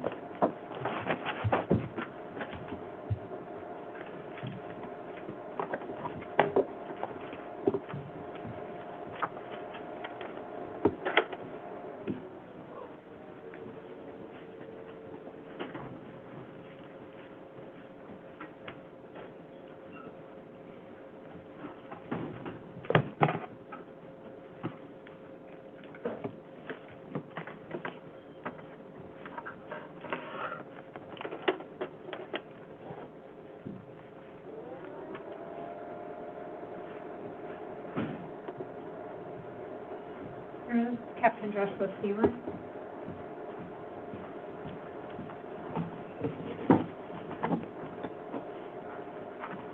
Good morning, Captain. Before you have a seat, could you please raise your right hand? Madam Clerk? You solemnly swear or affirm that the testimony you'll give in this case now before the court will be the truth, the whole truth, and nothing but the truth. I do. Thank you. You can be seated. And if you can please state and spell your first and last name for the record. Joshua Thielen, Joshua-Thielen. And, sir, I'm going to have you introduce yourself to the jury. Tell them what you do for a living, please. I'm an active duty Army field artillery officer, currently stationed with Cadet Command at a university, but at the time we're talking about, I was the company commander of Charlie Battery 2377 PFAR. And how big is Charlie Battery? We were assigned to 83 paratroopers, ma'am. Okay. And for folks who aren't in the military, is a battery broken down into smaller divisions? It is. It's comprised of 2 platoons. Each one's responsible for 3 M777 Alpha 2 howitzers, crewed by about 10 each. And then they've got some guys that are really good at math that calculate the technical fire direction. It's got several components to it. Okay. And it sounds like there were 83 people kind of directly under you. That's right, ma'am. Okay. Was one of those folks Zarrius Hildabrand? Yes, ma'am. Okay. How did you know him? I think I met him the day I took command of Charlie Battery. I think that was 2 June 2023. He was in the formation for the change of command ceremony. Other than that, I primarily interacted with him through his platoon level leadership. Okay. And who would have that been? That was Sergeant First Class Gorel and First Lieutenant Wright. Okay. And did you ever have occasion to meet his wife, Soraya Hildabrand? I did not, ma'am. Okay. Do you know whether she was in the Guard or in the Army? I found out after the fact that she was in 1st of the 297th Alaska Army National Guard. Okay. How did you become aware that something was wrong in August of 2023? So on Monday the 9th, I believe it was, I got a phone call from my first sergeant, McWilliams, and he stated that he had kind of an odd situation going on. Okay. So did you hear from McWilliams about her being about Soraya being missing? I did. Okay. And you believe that was on the Monday? I believe so. It was Okay. Monday evening at about 8 p.m. that he called me, ma'am. Okay. And Monday would have been the 7th? That's correct. Okay. And based on that call, what did you do? So first and foremost, my job is to remain fair and impartial, and support the service member and their family. So I offered, support that evening. My first sergeant said he didn't want any visitors that evening, and, He so being Mr. Hildabrand? that's correct. Okay. So I set a meeting for him first thing the following morning, which would have been Tuesday. Yes, ma'am. Okay. And Tuesday, the 8th, did you meet with Mr. Hildebrand, or did I somebody else? did. Okay. And how did that meeting go? I offered support. I said, hey, I'm not, I don't serve in a legal capacity. I don't serve as a investigator, but how can I help support you, is what I said. Okay. And does the military have, I guess this is to some degree an unusual situation, but some kind of protocol for folks going through difficult situations? Yes, ma'am. What did you do according to that? So I asked him how we could help support. He said he didn't really need much, but he had made a missing poster. So we published that through the Family Readiness Group. Mass blast email to all the spouses of our service members so they could publish, and then we offered further support. Okay. And when you say further support, is there any kind of, like, I guess, psychological or mental health help that you all offer? Yes, ma'am. I think I got him evaluated by a mental health provider 2 times, once on Wednesday and once on Thursday. Okay, and is that just a quick protocol to make sure, it's not an in-depth evaluation, fair to say? I believe so, ma'am. Okay. It's more to prevent any potential harm? Yes, ma'am. Okay. Harm to himself? Yes, ma'am. That's primarily the focus. Okay. And at some point, did you arrange or get notice that a search was being arranged? Yes. So Monday evening, or excuse me, Tuesday evening, the 8th, I again sat with Specialist Hildabrand, because I felt as though there was more we could be doing. And I said, hey, how can I support you? And that evening he said, well, my mother-in-law has asked me if we could get search dogs out there. So I said, hey, I'll call anybody. I'm here to support. Give me your case number and I'll call APD and just see if I can help. So I established communications with APD. I think I initially talked to Lieutenant Cross, and then she referred me to Detective Clark. Detective Clark said, hey, we're going to go... Overruled. Detective Clark said, I kind of gave him the same message. Hey, I've got 83 people. We're here to help. I had already been given permission by my commander to support the service member and cancel training for the time being. And Detective Clark said, hey, we're going to go search Campbell Creek Park. Can you guys come do Hands Across America and help us do that? So we met him sometime the evening of Tuesday, and conducted a search of that park. Okay. At this point, had you done what's called a serious incident report? I did. So on Monday night, I consulted our serious incident report criteria, and a missing spouse it didn't meet criteria, but I felt it merited reporting. So I did submit a serious incident report either early Tuesday morning or late Monday evening. If, speaking about the search, if I can approach, I'm going to show you what I have marked for identification in State's Exhibit 46. If the Alpine Apartments are right here, do you recognize that area of town? I do. Okay. And can you see on that map where your search was conducted generally? Absolutely. Okay. And is that a fair and accurate representation of that area of town? That is. Okay, I'd move at this point for the admission of State's Exhibit 46. No objection. It's admitted? May I publish, Judge? You may. And do you have a pointer up there? I do. It's new, I'm not sure how it works.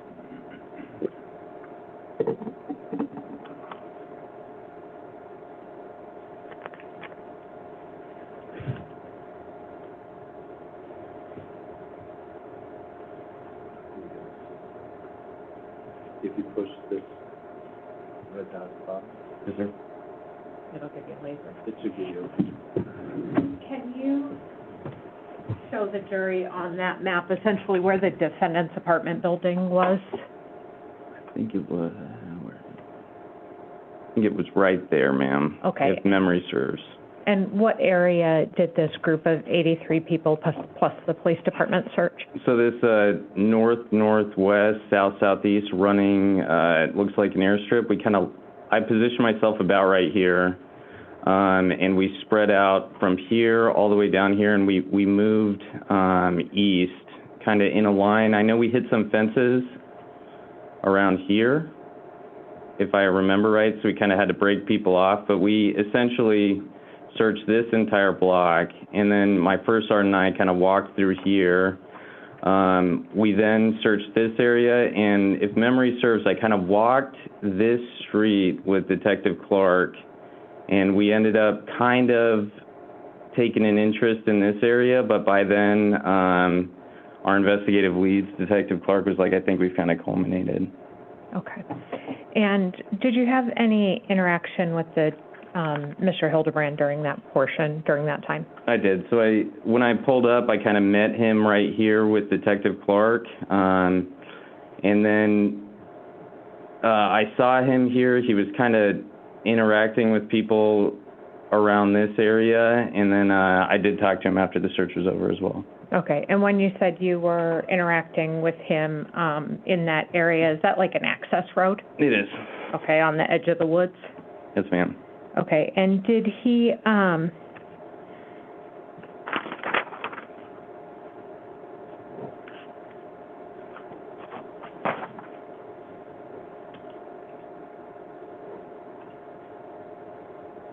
at that point, was APD asking him for a scent sample for his wife? Not through me at that time. They kind of reached out to me and asked if there was appetite for... Okay. Did you become part of that at some point, trying to get a scent sample? I think the following day, Detective Clark, I think he reached out to me because I could always get a hold of Specialist Hildabrand. But he said, hey, we've got... Objection. Did you do anything to get a scent sample? I asked Specialist Hildabrand, while I had Detective Clark on the other line, if he would provide a scent sample. And did he agree to that? No, he did not. And you were, and was that in your office? It was, ma'am. Okay, and did you have any conversation with Mr. Hildabrand in the woods there, going through kind of some homeless camps? I did. So I kind of tried to express a little empathy, and I was trying to put myself in his shoes, kind of imagining if my own wife is missing, and the side of the disorder and individuals in what I believed was various states of drug addiction made me incredibly nervous. And so I expressed as much to Specialist Hildabrand, and he stated to me, I actually think it would be kind of cool to live that way, just hang out and do drugs all the time. And that was when you were walking through the park? That's correct. Okay. And did you offer him a place to stay on base? We did. Why did you do that? I felt that the pressure on the individual was starting to rise. A missing spouse is enough of a stressor to want a service member a little closer to home to ensure they're getting taken care of, getting the support that they need. So we were able to secure him a building in a barracks room in Building 602 on J-Bear. We've got a 24-hour staff duty there, kind of a desk that's awake all the time. And I provided instructions to that staff duty to kind of check in on Specialist Hildabrand every 2 hours to just ensure that nothing has developed in such a way that would require my action to provide more support. Okay. And was he required to stay on base? No. Okay. But did you have somebody checking in on him regularly? I did, Okay, and how often was that person reporting to you? every 2 hours. Okay, and that was beginning when? Beginning Wednesday night, I believe. Okay. And,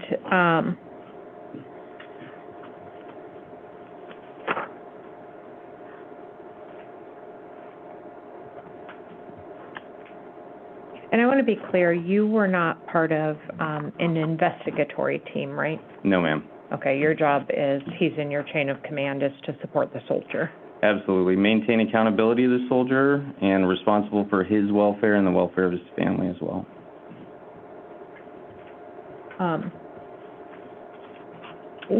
Did you have concerns about Mr. Hildebrand's demeanor either in your office in that interaction that you were talking about or in the woods?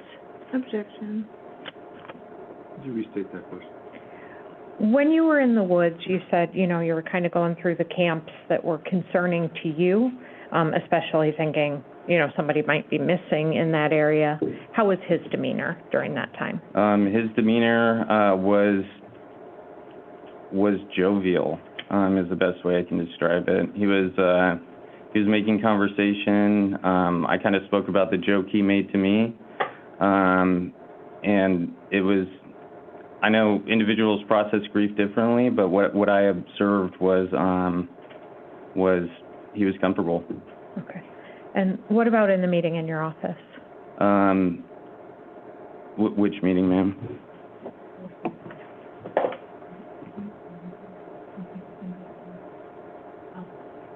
I'm gonna move on from that. I think that that's all the questions that I have for you, sir.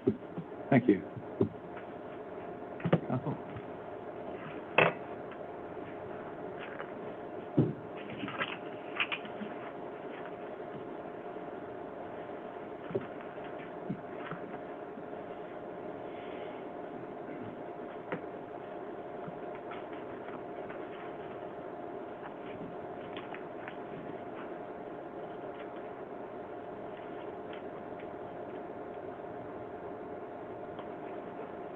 Ms. Brewster? Yes, Your Honor, I just needed a second to get my...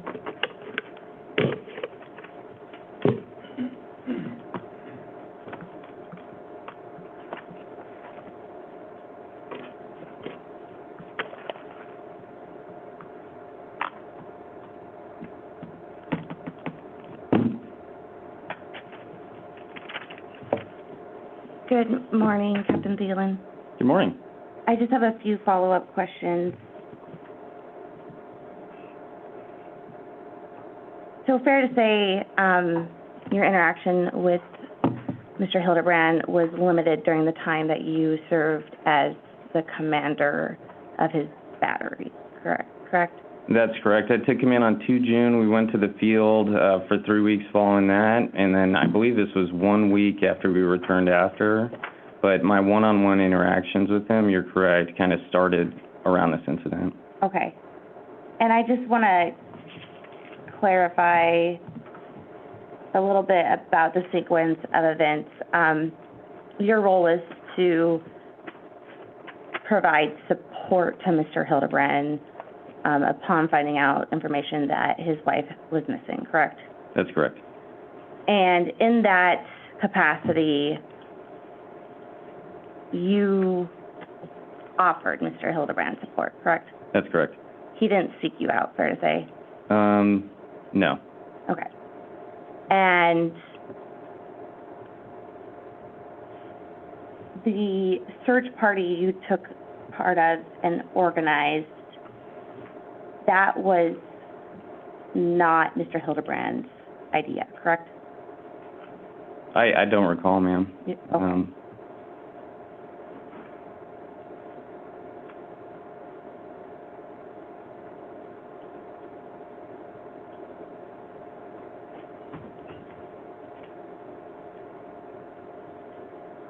Okay, thank you. I don't have any further questions.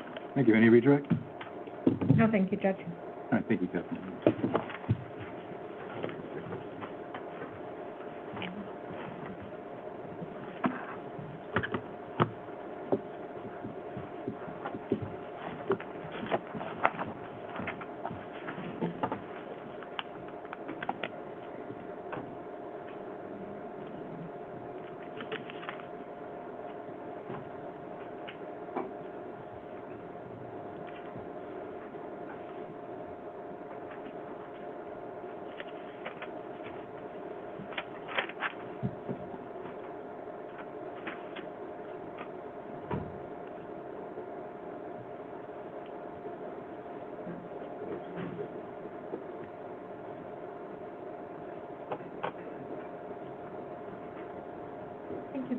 Miles, can I just have you take the stand up here?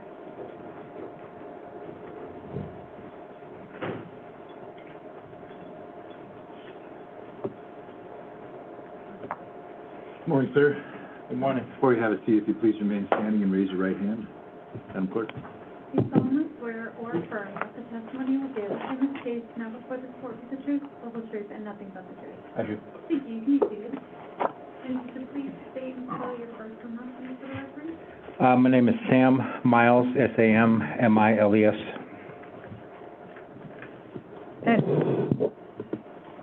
Good morning, Mr. Miles. Good morning. Can I have you introduce yourself to the jury, tell them what you do for a living? My name is Sam Miles. I'm the operation manager for A1 Lawn and Landscaping.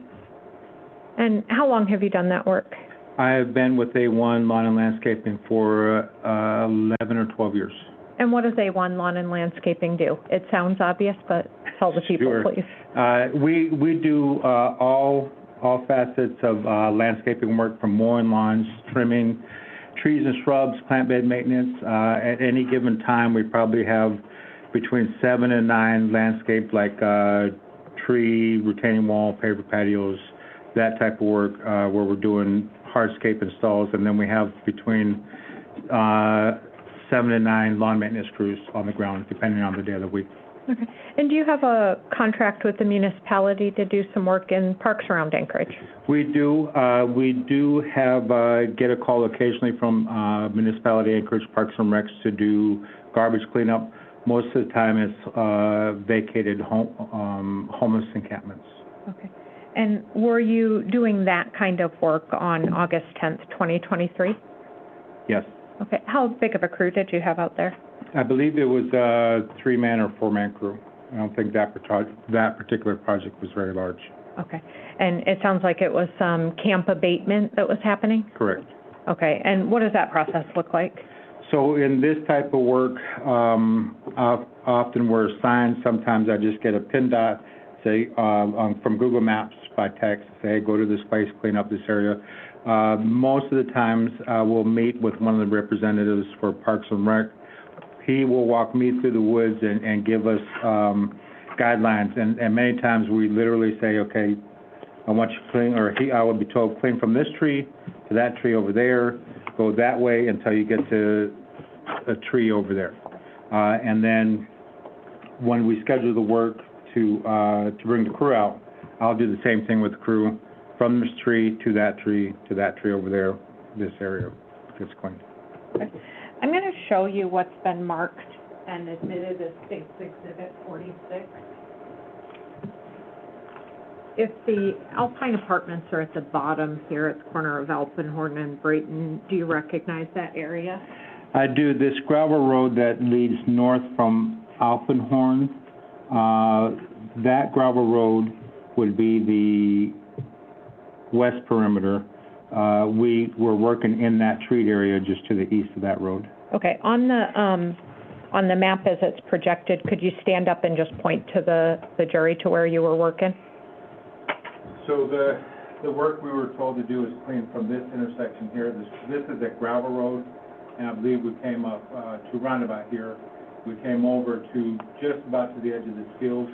So this kind of a trapezoid shape is where we were working. Okay. And on that day, did you observe any search crews from either the police department or the military in that area? I do not remember seeing anybody when we showed up. Okay. And this is the 10th. Did you find a trash can?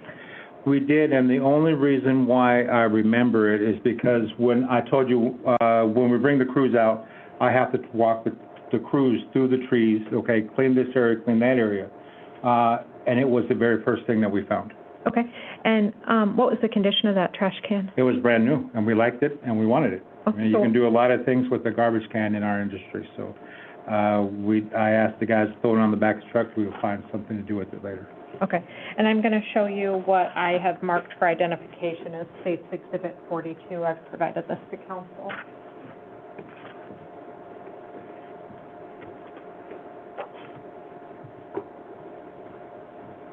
I'm sorry, what was the exhibit number? 42, Judge? I have repurposed that number. I told Madam Clerk. Okay, thank you. And what is State's Exhibit 42? What is that a photo Oh, of? that actually, that is one of our company trucks, and that would be the garbage can that we found. Okay, fair and accurate as to where you put it that day? Correct. Okay, I'd move at this point for the admission of 42. Now it's your turn. Submitted? Okay. And I'm just gonna pass this to the jury if the court doesn't mind, publish it this way. You may. That means pass it around. And then, while they're doing that, can you stand up and point on the map to where that trash can was located? When we pulled up to the work, we parked along this road as far off the road as we could. That can was found somewhere right in this general area on the gravel road. Okay. And if I give you a Sharpie, I'm looking for a D. Do you have a red or a? Okay. I'm gonna give you a black Sharpie. Can I have you just put your initials as to where that trash can was found on the exhibit itself?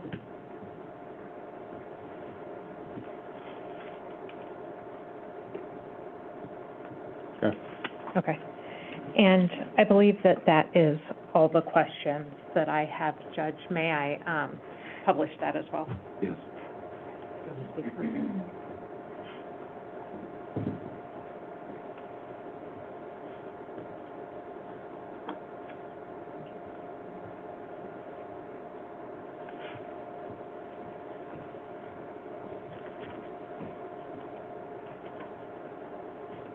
Ms. Brewster? Thank you, Judge. I don't have any cross-examination for this witness. Okay. Thanks for your testimony, sir. You can sit. Thank you. I think someone had left that. I'll grab Oh, that. yes, Captain left his hand. Thank you. Thank you.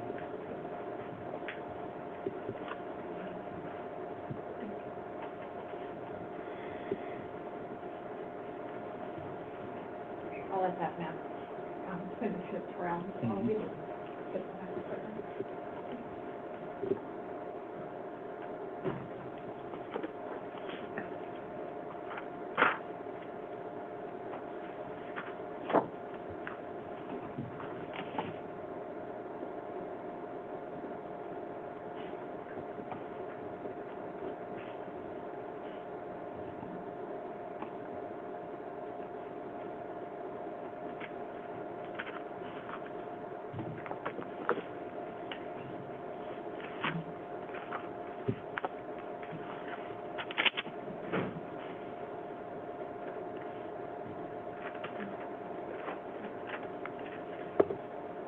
Sir, I know this is Ethan Pembeck.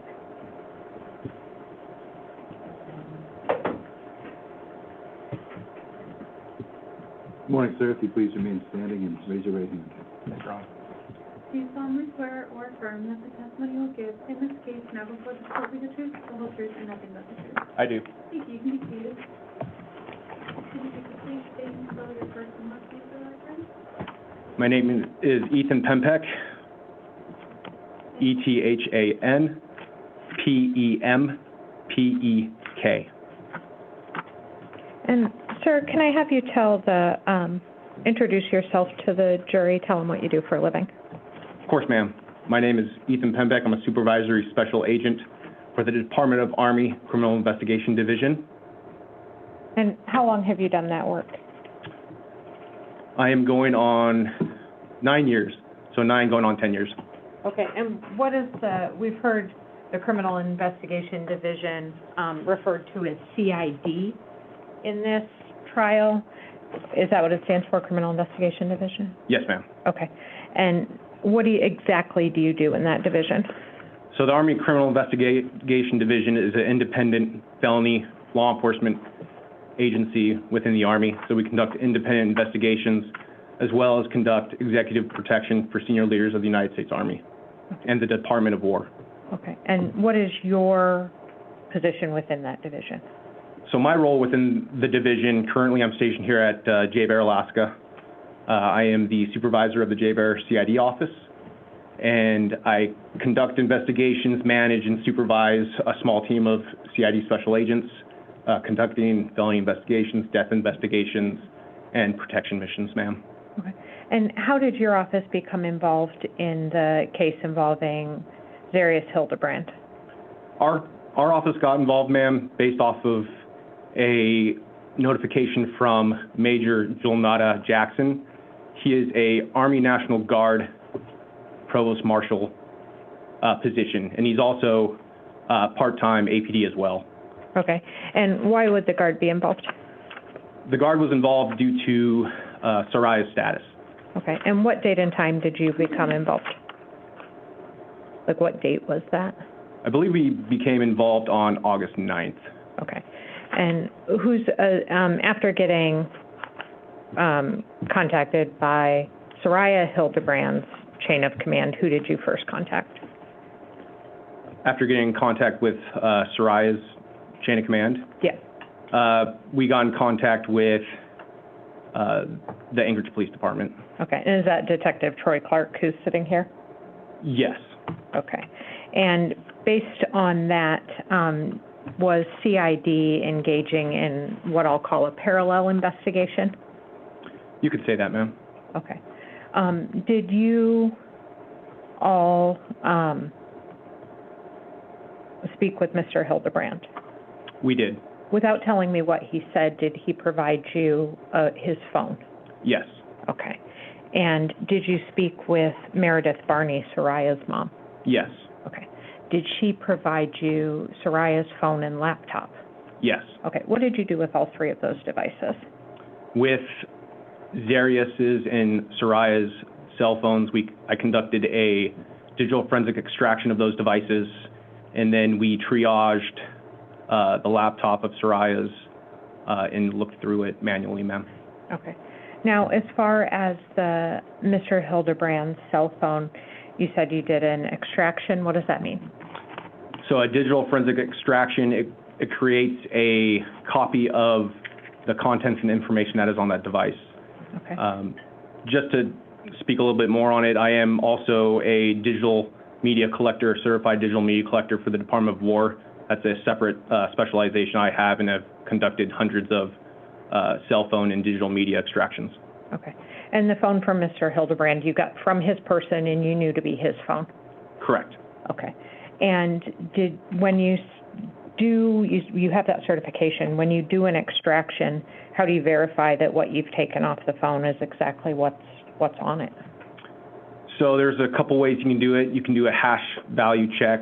So what happens is the tool that we use, it conducts a hash value check of the copy that you get from the phone, and the hash value is essentially a digital serial number and digital fingerprint of that device. So it validates the copy that is in fact a copy of the device and nothing has changed. Okay. And did you do that in this case? Yes. Okay, so you know that the extraction that you had of Mr. Hildabrand's phone was a true and accurate copy of his phone, and without being altered in any way by you or anybody that used it, or anybody that did the extraction? That is correct. From the time that you plug the device into the tool, it conducts a hash value and then validates that hash value after the device is extracted. Okay. I want to ask you about a few things that you then observed on that phone. Did you go through the device at that point, or the copy of the device? Yes, ma'am. Okay. Do you put do anything with the original phone? What'd you do with his phone? So the original phone we ended up turning back into Zarrius, ma'am. Okay. And so you're working off the copy at that point? That's correct. Okay. When you looked at the copy, did you look at anything that might tell you whether the phone was moving on the night of August 6th or the early morning hours of August 6th? That is correct, ma'am. Okay. And what can you tell me about that? There was movement data on that phone from about midnight to about not quite 03 in the morning, but between 02:30 and 03 in the morning. There was an indication that the device was moving. Okay. And then when does movement begin again?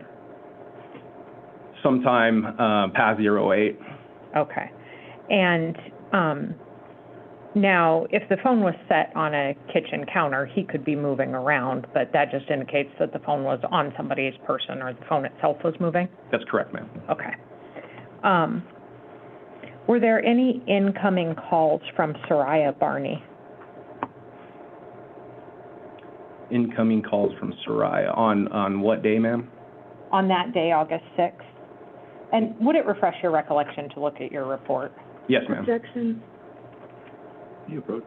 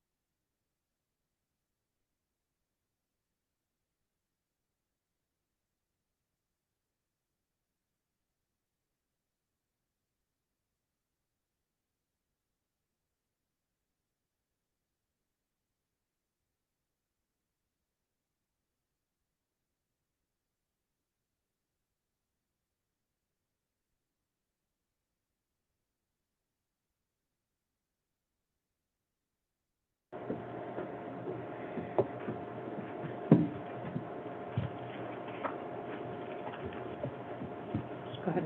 Okay.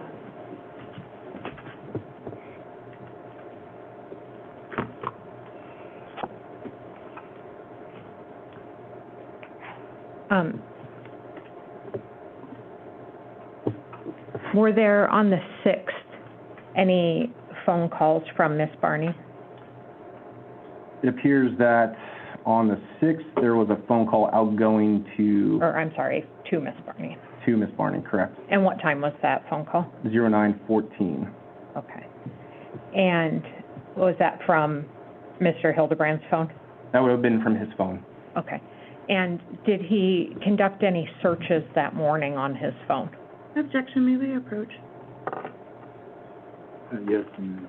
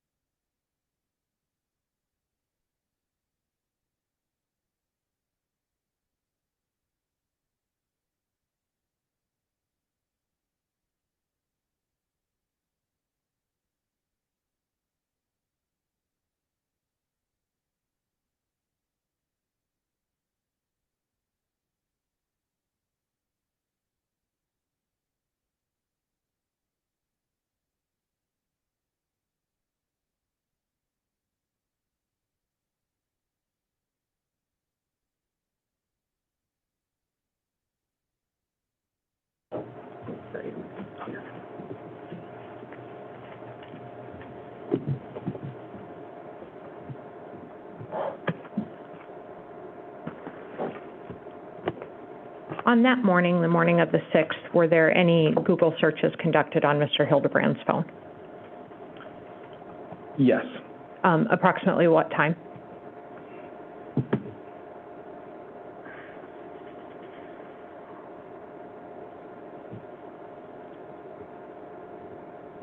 For location data, Right, go ahead. for location data, there was searches at 1404 at Bancroft and Walden Park. And then for location data at Midtown Lowe's, there is a time of 1959. And then, did he search any other establishments? There was a search for the Alaska Bush Company and then animal hospitals as well. Okay, and what time did those occur? I would have to look at the extraction report to verify that. But they were on the 6th, Okay. it appears. Were they in the morning?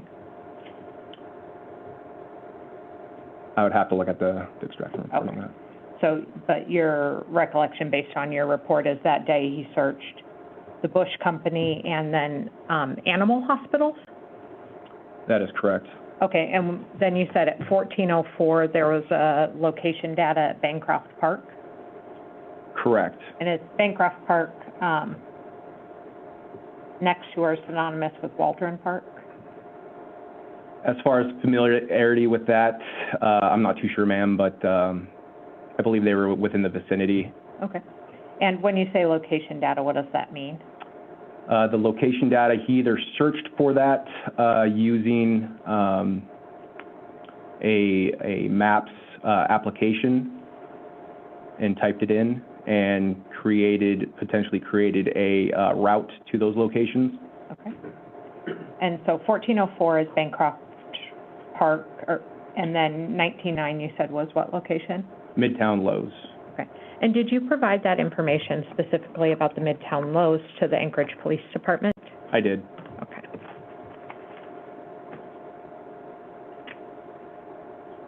Is the search for Alaska Bush Company at 8:32 a.m. that morning?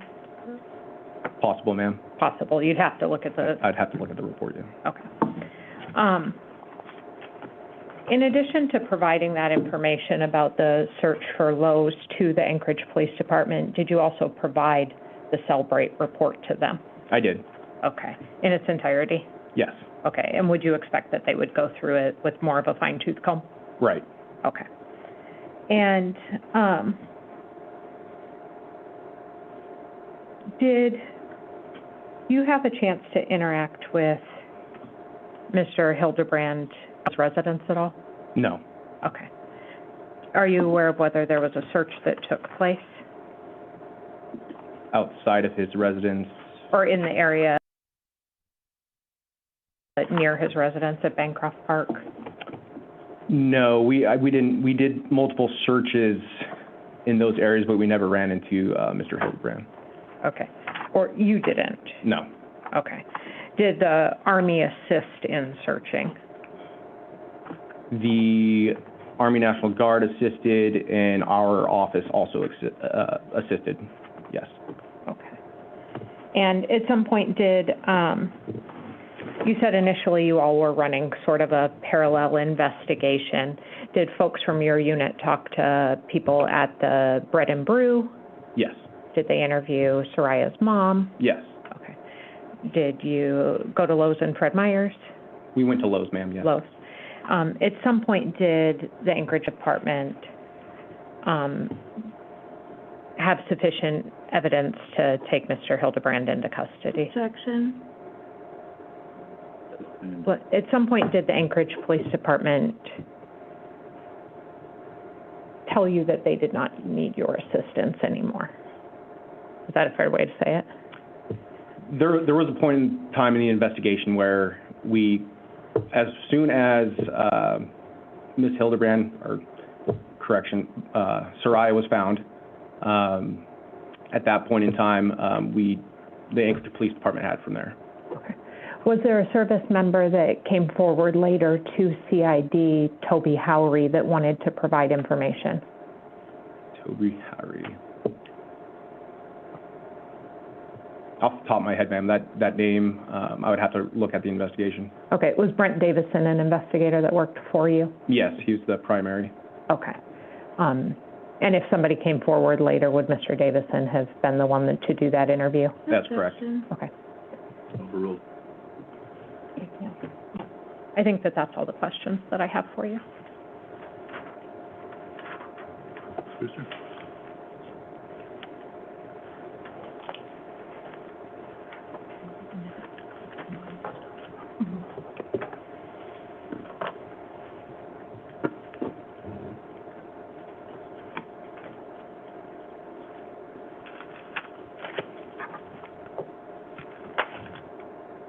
Good morning, officer, detective, Special agent, ma'am. special agent, Hempek, correct.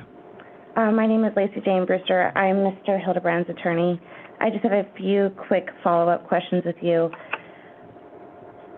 In your involvement in Mr. Hildabrand's case, did you ever go to Mr. Hildabrand's apartment? No, ma'am. Okay. And fair to say you never went to the apartment complex either, fair to say? We went to the apartment complex, ma'am, but we did not go into his room. Okay.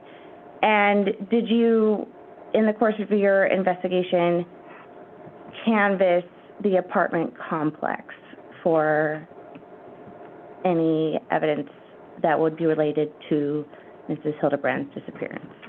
So we did a neighborhood canvass of CCTV and Ring doorbells, ma'am, and we didn't observe any throughout that residence. But as far as speaking to any neighbors or individuals like that, I don't believe we did so. Okay, thank you. So you didn't receive any reports of arguing the evening of the 6th, 2023, correct? No, ma'am. Okay. And fair to say you were not in the bedroom on August 6th, 2023 at 2:47 a.m.? That is correct. You were not in the apartment? No, ma'am. You were not in the building? No, ma'am. And you did not see who pulled the trigger on the gun shot that killed Zarrius, correct? That's correct, ma'am. Thank you. Can you redirect?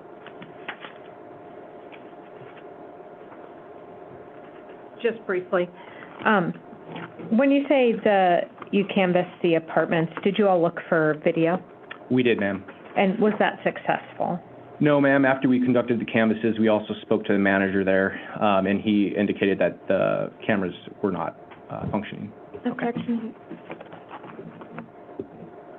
That's the only question I have. Right. Thank you. Please step down, sir. Thanks, sir.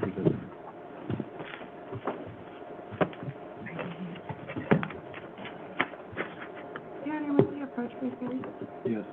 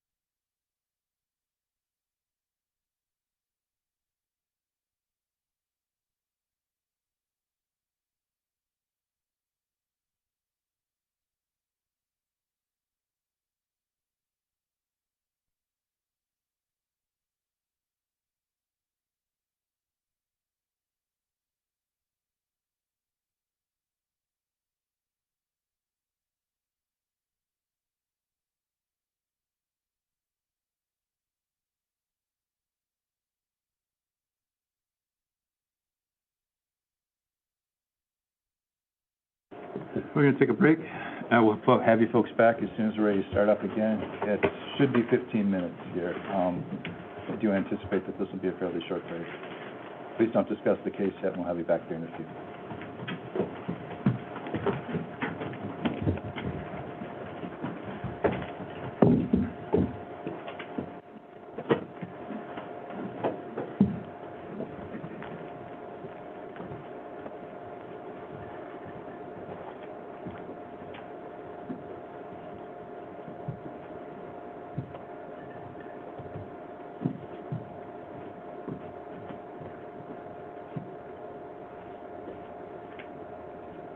you. Please be seated. Ms. Brewster, you had an issue? Yes, sir. I wanted to bring this up outside the presence of the jury. Captain Thielen testified to a statement Mr. Hildabrand made.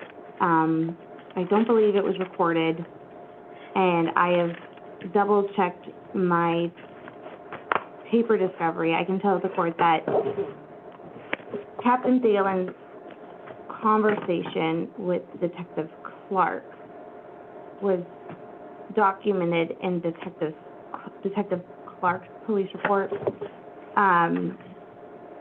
Detective Clark did not record that conversation. And I was not aware of the statement that Captain Thielen attributed to Mr. Hildabrand, that I think it would be cool to live that way, hanging out and doing drugs, essentially was something that Captain Thielen accredited to Mr. Hildabrand. This was unrecorded by Captain Thielen. I don't believe I had notice of it. Ms. Dunlop can correct me if my recollection of the record is wrong. But given the lack of notice, given that it was unrecorded, I would just ask the court, I'm asking to strike it for the purpose of argument. Thank you. I'm looking. I believe I sent Ms. Brewster an email. It was a paraphrase of that. It was slightly different, but it was something like that. After I met with Captain Sealand on the phone, I sent her an email on May 27th. In anticipation of trial, we met with the defendant's commanding officer from the military at the time, Captain Josh Thielen. We spoke with him telephonically today. He remembered two statements that the defendant had made that stuck out to him that I'm disclosing pursuant to Criminal Rule 16. First, he told us that while they were searching in the woods near the body recovery site, he questioned the defendant how he was doing through all of this and referenced their proximity to the homeless camps nearby. The defendant stated something to the effect of, I actually think they're kind of cool, referencing the camps, and that, quote, would be an awesome way to live, doing drugs or whatever you want outside. This statement stuck with Captain Thielen because the defendant seemed lighthearted and unconcerned, and it was made shortly after they had cleared the area where Zarrius' body was eventually recovered. And that was discovered when? That is correct. I'm sorry. May 27th. Okay. And just to note, sometimes witnesses take the stand, we don't know what they're going to say necessarily. No, I apologize, Yeah, Judge. you can't always predict. You're not going to have a script ahead of time for both sides. I did you not. You understand that. And I understand that that's fine. All right, let's take a break then. 12:03, let's come back by 12:15. Does that give you folks enough time to get him down and back? All right. Mr. Hildabrand, do you need a break as well? Yes, Your Honor. Okay. All right, thank you, Will. Record.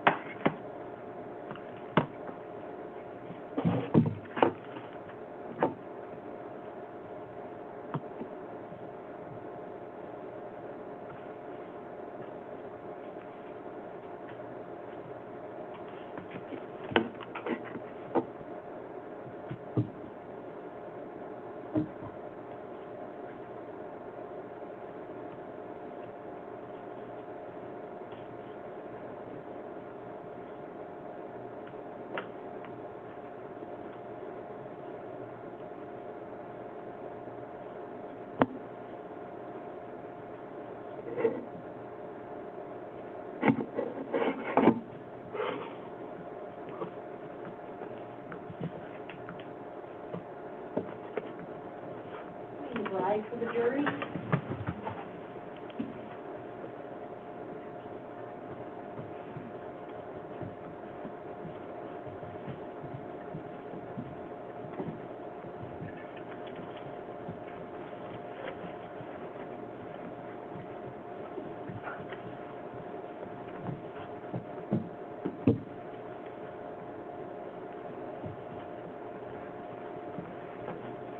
Thank you. Please be seated. So if you please stand and raise your right hand. Absolutely. And clerk. Do you solemnly swear or affirm that the testimony you give in this case now before this court is the truth, the whole truth, and nothing but the truth? Yes. Please, you can state it. And if you could please state and spell your first and last name for record. My name is Toby Howery, spelled Tobyhowry. And Mr. Howery, can you introduce yourself to the jury? Tell them who you are, where do you work? My name is Toby Howery. I am a local apprentice electrician working for Raven Electric. Okay. And how long have you done electrician work? I started in October. Of this year? Last Or year. 2026, or 25? Yes, ma'am. And what did you do before that? I was in the U.S. Army. And for how long? 5 years. And where were you stationed? I was stationed here on J-Bear and down in Fort Drum, New York. And what years were you at J-Bear? The very beginning of 21 till about the, I think it was 2024, the beginning of 2024. And in 2023, did you have occasion to know Zarrius Hildabrand? Yes, I did. How did you know him? I was his team leader / sergeant. Okay, and what does that mean? For a bit there, I was his comrade in a military section or squad, and then later on I got promoted to sergeant, becoming a team leader, and then I was placed as a sergeant above Mr. Hildabrand. Okay. Did you know him very well? I would say yes. Okay. Did you know his wife? Yes. And did you spend time with them outside of work? Yes. Okay. Did you have observations about their relationship? Yes. What did you think about it? Or what observations did you make? They seemed happy. I didn't see any really issues, besides some things that were said. Normal relationship issues, I wouldn't make anything crazy. Okay. Nothing outside the norm? Mm. Okay. How did you find out when his wife had gone missing? It was that Monday morning of the week. Dalen Gates mentioned to me outside of the building 681 in the parking lot. Okay. And was Mr. Hildabrand at work that day? I don't recall. Okay. And if Mr. Gates mentioned to you at the morning, would it have been Monday or Tuesday? It would have been a Monday. Okay. How positive are you about that? Very. Okay. And, did you interact with Mr. Hildabrand that day? I think so, yes, I'm pretty sure. We had Okay. a, yes. In what context? I think we talked, and I think it's when the search party was going on that afternoon. Okay, so the day that the search party went on, that's the day that you talked to him? Yes, Where did you speak with him? outside in the parking lot, at the search party. Okay, did you assist in that search party? Yes, I did. Okay. What was your conversation with Mr. Hildabrand like? Just trying to comfort him, just saying we're gonna find her, and everything's gonna be okay, everything's gonna work out, we're gonna do what we can. Okay.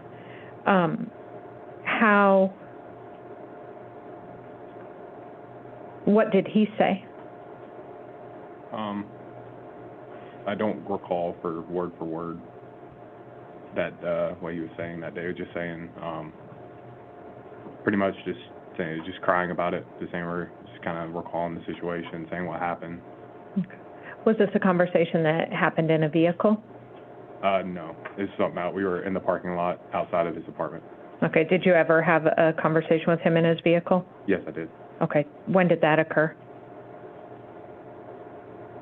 I don't recall the day specifically, but it was when I was taking him to his behavioral health appointment. Okay, and did the military set up a few of those for him? Yes. Okay, and were you, as his first sergeant, tasked with kind of watching him or keeping care of him? Yes. Okay, he wasn't required to be with you full-time? No. Okay, but you're touching base with him regularly? Yeah, I would stay with him, drive him to his appointments, make sure if he needed anything, I was there for him as an NCO. Okay. And when the conversation in the car happened, you said that was on the way to a behavioral health appointment? Yes, it was. And what did he say to you in the car? He kind of broke down crying, saying that he was starting to remember more, and that he was very drunk that night.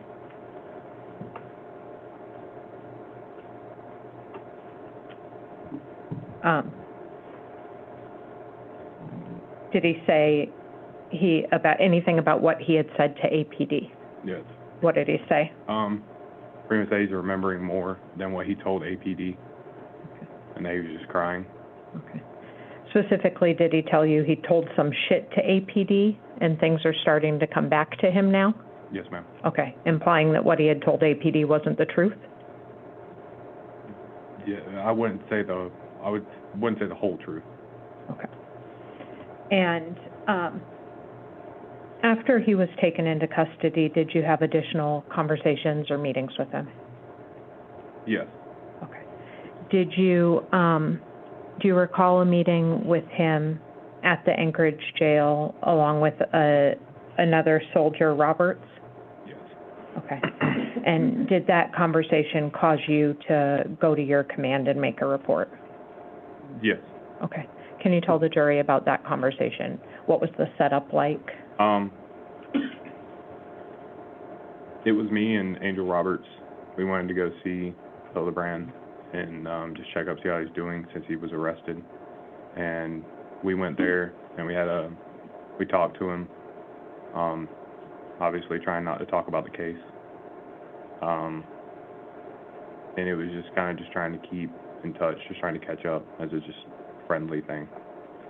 At the end, Angel Roberts was getting up, getting ready to leave, and I was saying my goodbyes to Mr. Hildabrand, and Roberts was gone, and the last thing he said was, I asked him if he wanted to say anything to anybody outside, and he said no, but I hope this thing isn't recording because I did what I did. And what was his demeanor like when he said that to you? It's kind of plain. It's kind of like just empty, I might say. Just kind of just staring, if you ever just stared at a wall, kind of like that. Did that demeanor ever change?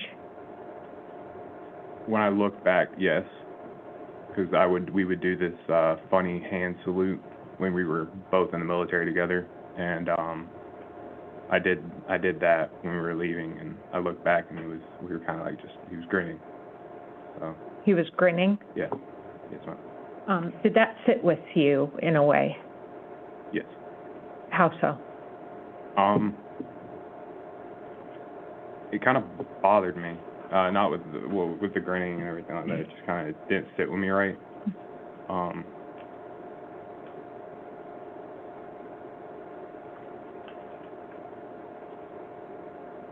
Could you rephrase the question? I apologize. Did his facial expression and the words that he said, I did what I did, I hope this isn't recording, I did what I did that bother you enough to bring it to your command? Yes. Okay. And Mr. Howery, is this difficult for you? A little bit. Okay. You were close friends with Mr. Hildabrand? Yes. You continued to have a relationship with him even after he was taken into custody? Yes. Why is that? I don't hate him. But you thought that statement and that behavior was significant enough that you should tell somebody about it? Yeah. I don't hate him. I hate his sin. I'll say that. Okay. That's all that I have for you, sir.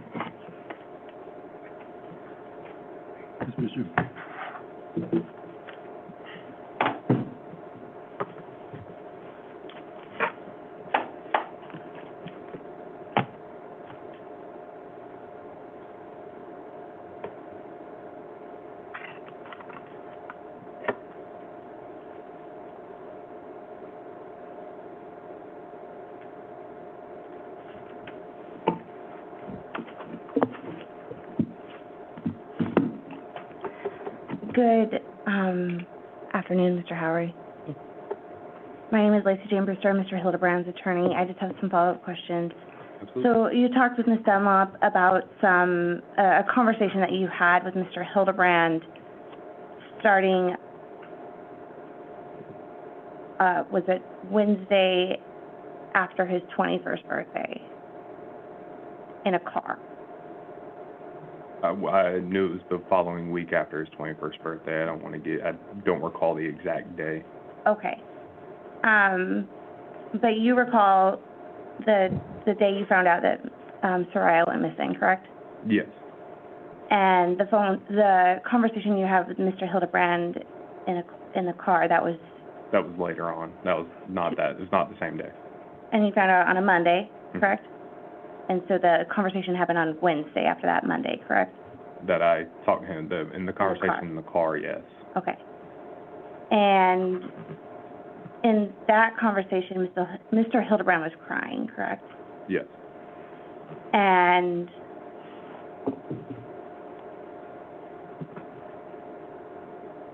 he told you he couldn't believe what happened, correct?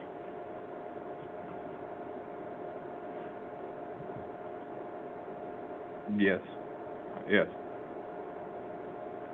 And the exact statement he made to you was, I'm not going to lie, I was plastered that night, but told some shit to APT, and things are starting to come back to me now. Correct? Yes, coming back and remember, yes. Okay. Did he say remember or come back? I don't recall. Okay. Do you recall when you made this report to an official that you talked with Ms. Dunlop about back in 2023? Yes. And would it refresh your recollection to see a summary of that report, of the report that you made? Yes. Okay.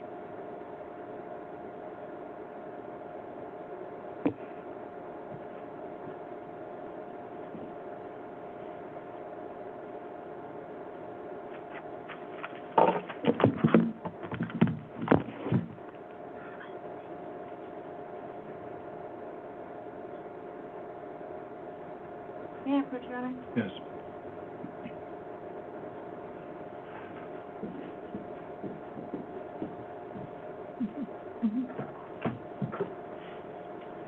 I direct you to...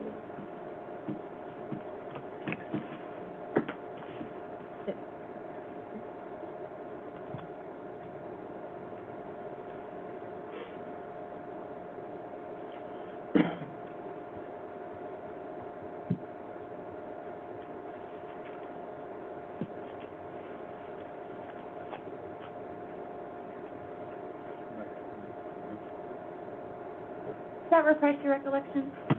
Okay, thank you.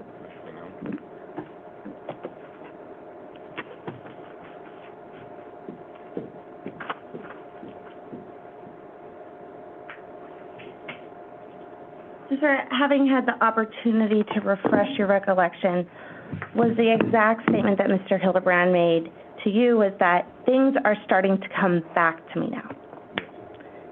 Yes. Yes. And come back can mean a few things, fair to say? Come back, yes. It doesn't necessarily mean remember. Is that fair to say? Can you rephrase your question? Yes. Come back can mean, for example,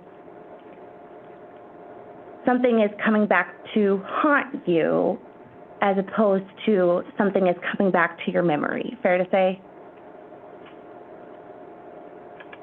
Those both seem the same to me in remembering. Okay.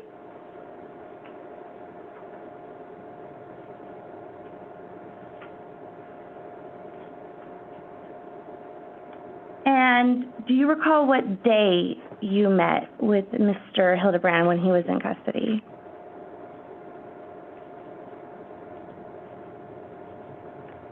I don't work exact day. It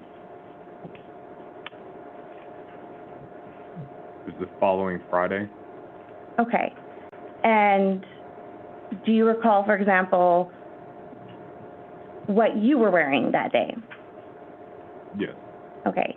Do you recall what the person you were with was wearing? No. Okay. And how long did you speak with Mr. Hildabrand? An hour. An hour. Do you recall every word from that conversation? Not every single word, no. Okay. And what you recall is the statement, I did what I did. Yes. Okay. And no one else was there when he told you that, correct? Yes, because Rob walking away and the prisoner guard was coming to handcuff Mr. Hildabrand to go back to wherever he went, where he came from. Okay. And was this over the phone or was it? It was over the prison phone system, so it was like in person with glass, but they have phones on the left that you could talk. That's how you talk to them through the Okay. glass. Was he on the phone when he made the statement or was he off the phone? He was on the phone. And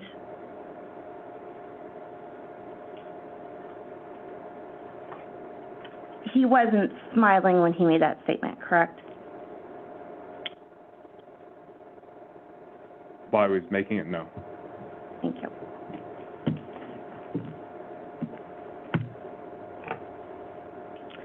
I don't have any further questions, thank you. Maybe direct. Briefly, you were asked what day that conversation took place at the Anchorage Correctional Center. Would it refresh your recollection to look at a report of Yes. the conversation you had? Yes.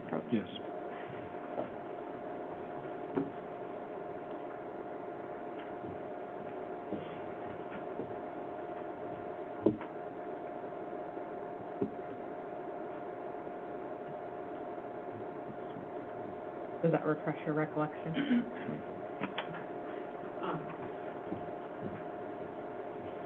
When do you believe that conversation was? August 25th. Okay.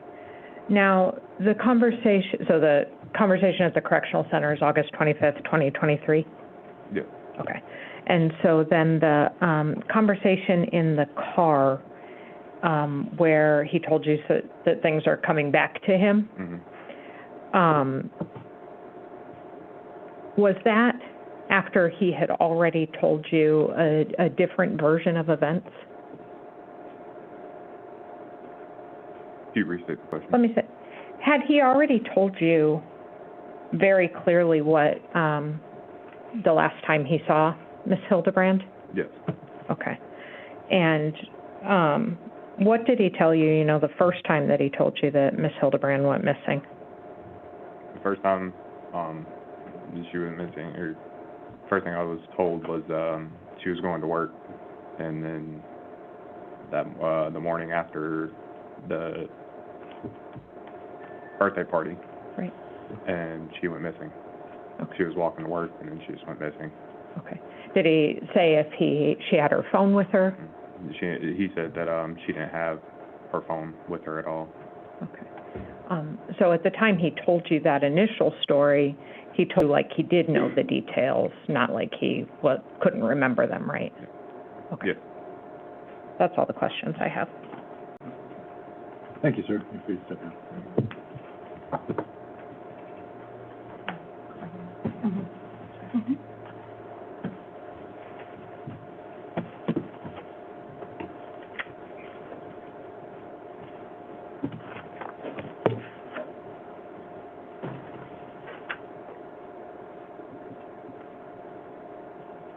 Your Honor, I assume, but all of our witnesses from today are released from their subpoena? They are. Okay.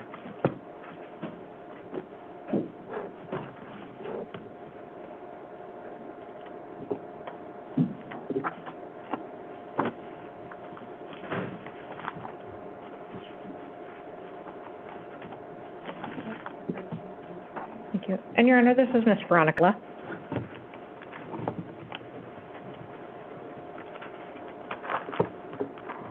Good afternoon, ma'am. Before you have a seat, will you please remain standing and raise your right hand. You solemnly swear or affirm that the testimony you give in this case now before this court will be the truth, the whole truth, and nothing but the truth. Yes, ma'am. Thank you. You may proceed. And if you can please state and spell your first name for the record. Veronica Carella, Veronica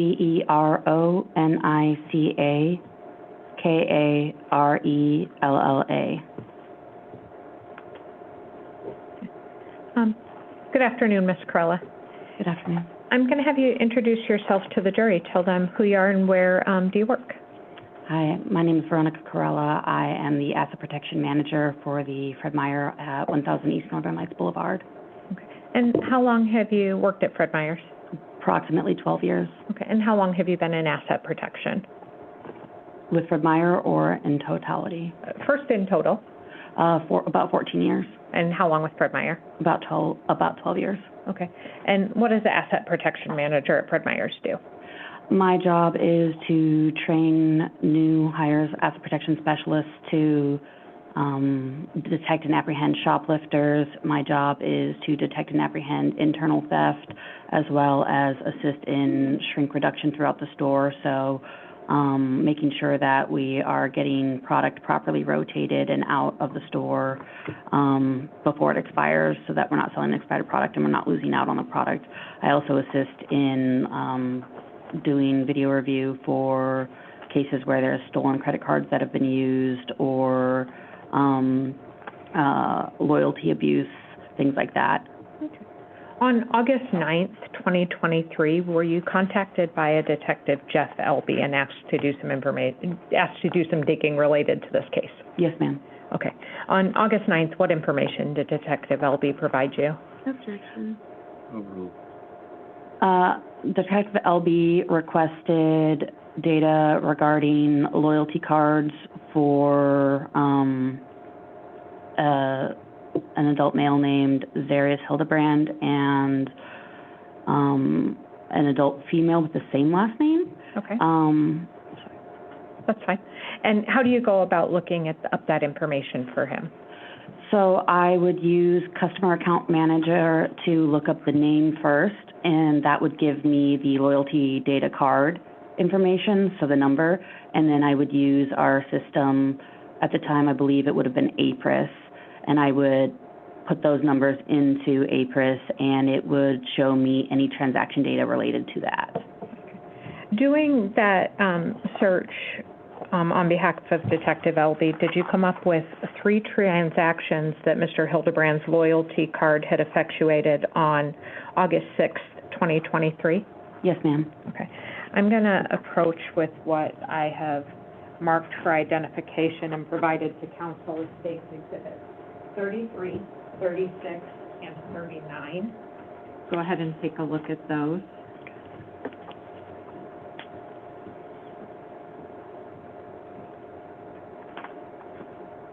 Are those the transactions that you were able to pull up related to Mr. Hildebrand's loyalty card? Yes, ma'am. Okay, and are they true and accurate copies of what you provided to Detective Helby and came out of your system as being effectuated by Mr. Hildebrand? Yes, ma'am. Okay, I'd move at this point for the admission of States Exhibit 33, 36, and 39. Any objection? No, Your Honor. They're admitted. And were you able to review video surveillance that went along with those transactions? Yes, ma'am. Okay, tell the jury a little bit about how you pull that video. So what I would do is, with transaction data, it will let me see the date and time that a transaction occurred, and then I would utilize our camera system to pull up the registers for that date and time, and then review whatever occurred, and potentially backtrack, or track the suspect or the person through the store or out into to the parking lot to their vehicles. Okay. For each of those three transactions that are depicted in States Exhibit 33, 36, and 39, were you able to pull video showing the person, at least using Mr. Hildebrand's card, checking out and exiting the store? Yes, ma'am. Okay. And have you reviewed those videos in my office prior to testimony today for accuracy? Yes, ma'am. And are those the videos that you provided to Detective Elby? Yes, ma'am. Okay. So let's go through the transactions and one at a time. Starting with States Exhibit 33, and that's the receipt in front of you, the first receipt. What time did that transaction take place? 12:26 p.m. Okay. On what date? On August 6, 2023. Okay. And what was purchased? Gator Light Zero Lemon Lime, Prego Marinara Sauce, and a set of Everyday Living sheets. Okay. And is Everyday Living like a Kroger, Fred Meyer brand? Yes, ma'am. Okay. And those were purchased using Mr. Hildebrand's loyalty card? Yes, ma'am. Okay. May I publish Exhibit 33, Judge? Yes. Okay. And you said you had, and then you said that you had video evidence of Mr. Hildebrand checking out for that transaction? Yes, ma'am. Move at this point to publish what I've marked for identification as States or admit and publish States Exhibit 34. That's the checkout from that transaction. No objection. It's admitted. You may publish. Thank you.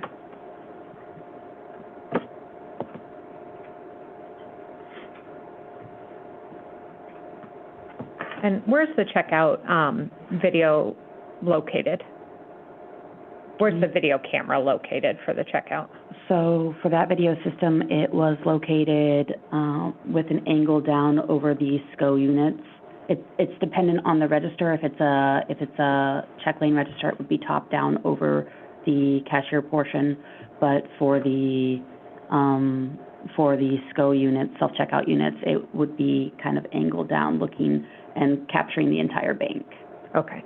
And so if you look behind you at 12:26 p.m., is that the register bank? Yes, ma'am. Okay. Go ahead and hit play, Ms. Hurley.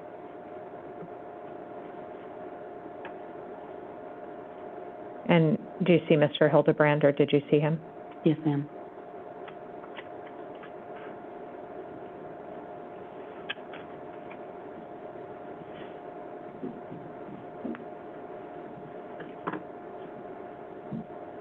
Is that him there? Yes, ma'am. That's the Gator Light that he just scanned right there. And are those the sheets? Yes, ma'am.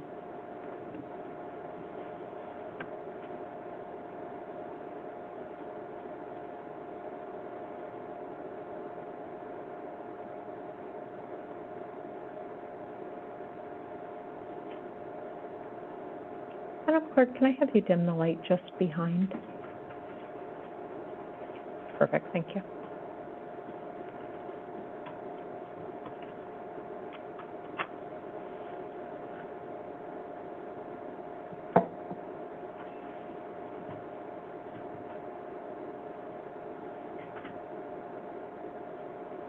And in the bottom left-hand corner of that exhibit, is there a time and date stamp? We're covering it now, but if you hit play again, it'll show.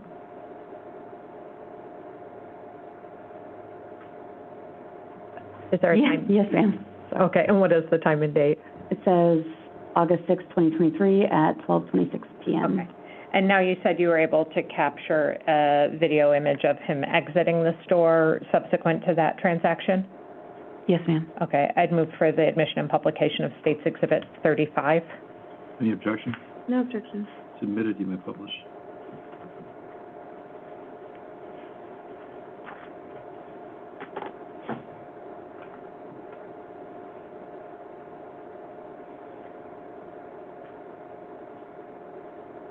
And again, is there a time and date stamp on that?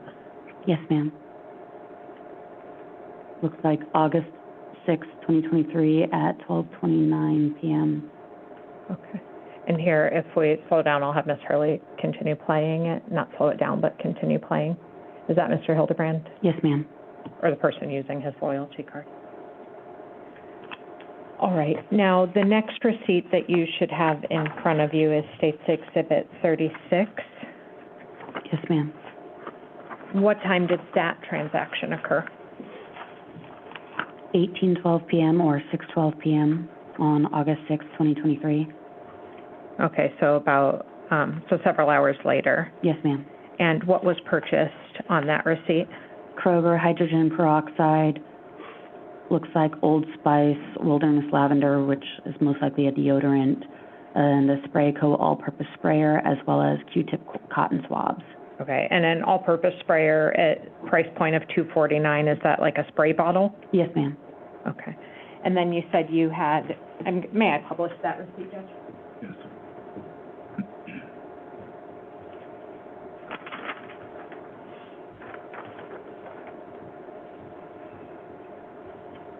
And do you have similar video at the register and exit of that transaction? Yes, ma'am. Okay, I'd move at this point for the admission and publication of State's Exhibit 37 and 38.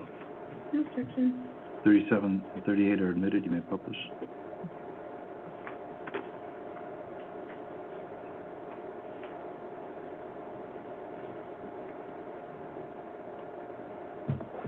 Can you see Mr. Hildebrand there on the screen walking? Yes, ma'am. Okay.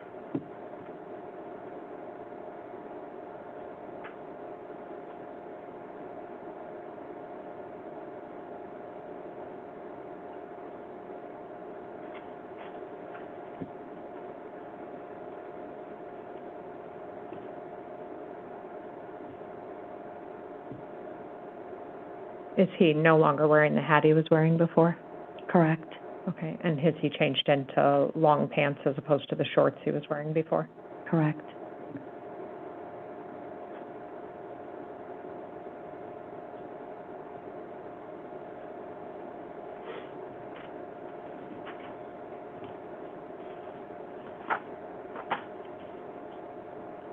And the time and date stamp on that? August 6th, 2023 at 18:13 or 6:13 p.m.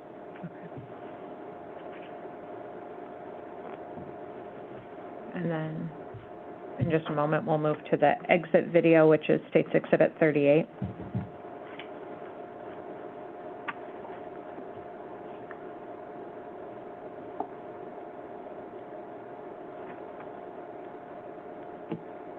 I'm going to have Ms. Hurley play that one more time just because it goes very quickly.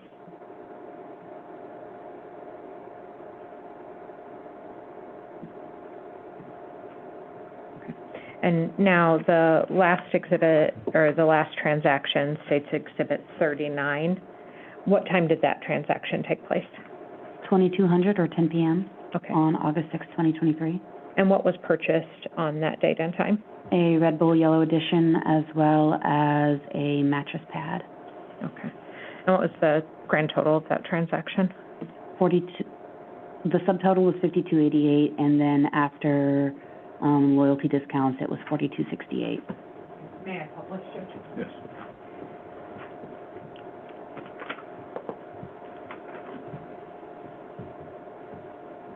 I'm sorry, which exhibit? That's 39. And then, again, do you have a checkout and exit video supporting that transaction? Yes, ma'am. Move at this point for the admission and publication of State's Exhibit 40 and 41. No objection. They're admitted, you may publish.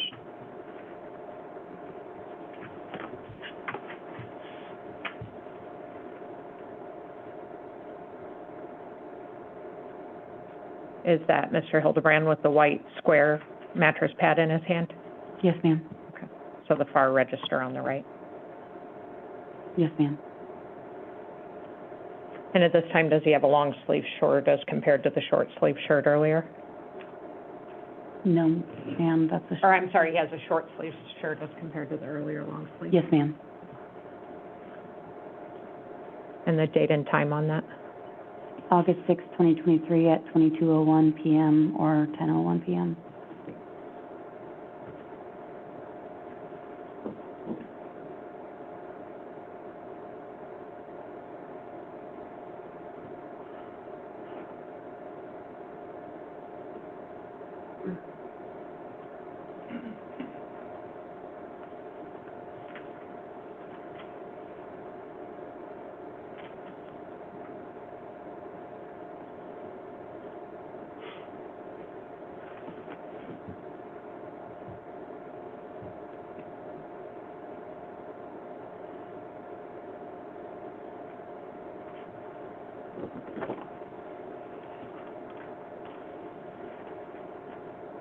Did that item appear to have a special security tag on it? Yes, ma'am, it would be an EAS tag, and it would be through the zipper, so they would have used it as a coupler to remove it. Okay, and it looks like that was taken off by an asset, or by a register clerk? Yes, ma'am. Okay. And then the final exhibit states Exhibit 41 is that exit video?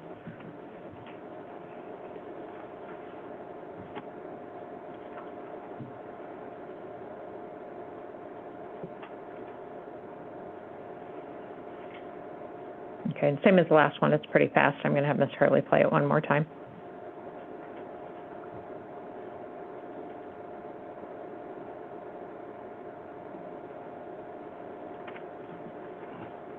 That's all the questions I have for you, ma'am. Thank you. Thank you.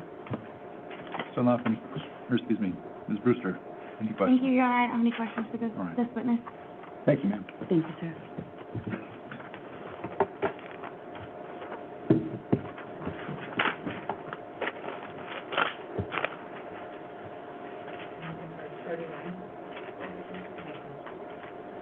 Thank you. Thank you. Well, I think it's going to be our last witness for today.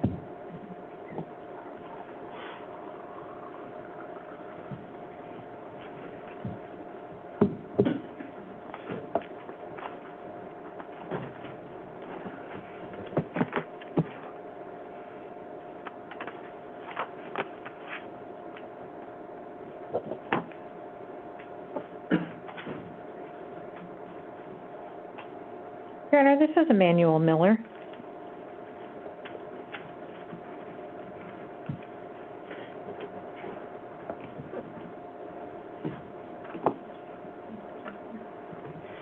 Good afternoon, Mr. Miller. Before you have a seat, if you please remain standing and raise your right hand.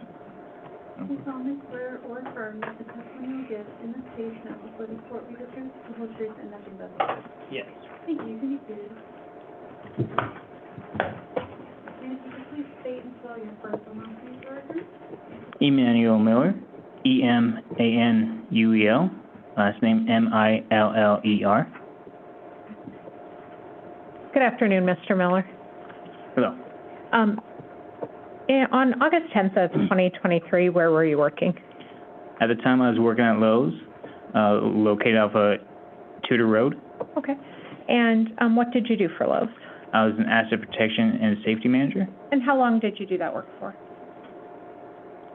for about 2 years. 2 years at Lowe's. Have you done that work for other establishments? Yes. Okay. Is that what you currently do? Yes. Okay. And at Lowe's, on August 10th, 2023, were you contacted by the Anchorage Police Department, a Detective Lee or a Detective Mercer, and requested to find information associated with Zarrius Hildabrand? Yes. Okay. What information did you get from those detectives? So Detective Lee came to me. He was asking for purchase history on some credit cards. He gave me those credit card informations. I was able to look them up on Lowe's system, and then I was able to pull video of the transaction history. And were you able to find something that had been purchased by Mr. Hildabrand on August 6th, 2023? Yes. What was the time of that transaction? It was around 2010 hours, I believe. Okay, and non-military time, what is that? 8 o'clock, 8:10. Okay, and what was purchased? A 96-gallon trash can. Okay. And did you provide video to Detective Lee? Yes. Okay, can you tell the jury how Lowe's stored that video and how you were able to retrieve it? So the system that they were using was called Variant at the time, and Variant holds up to around 90 days of video surveillance. And I am able to go back and look at dates, times, incidents. If there's a transaction history with a timestamp, I can go back on camera and look at that time where the transaction happened, whether it's at a register or at like a self-checkout terminal. Okay. And did you do that in this case at Detective Lee's request? Yes. Okay. And have you had a chance to review those videos recently in my office in preparation for trial? Yes. And are those videos true and accurate copies of what you pulled from Lowe's system and delivered to Detective Lee? Yes. Okay, I'd move at this point and did you provide him videos of, at the register, of the defendant walking to and from the register and him exiting the store? Yes.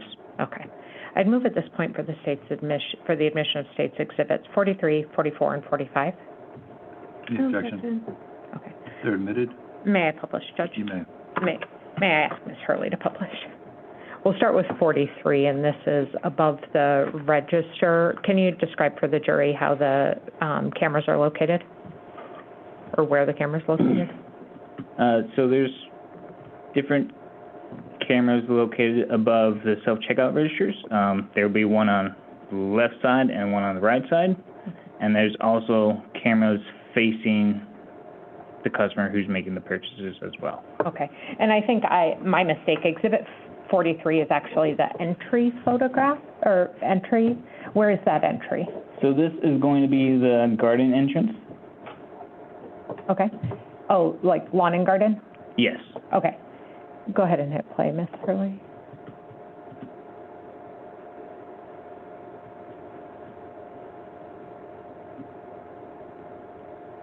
And is that Mr. Hildabrand? Yes. Okay. And then let's go to Exhibit 44, which is the checkout, and you've described where that is.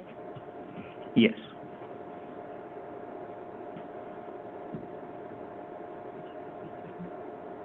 Load. That is not Mr. Hildabrand, is it?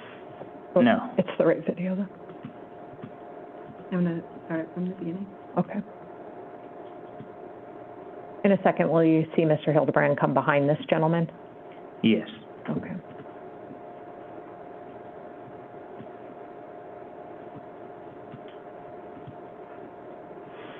And is that him coming up behind? Yes. Okay.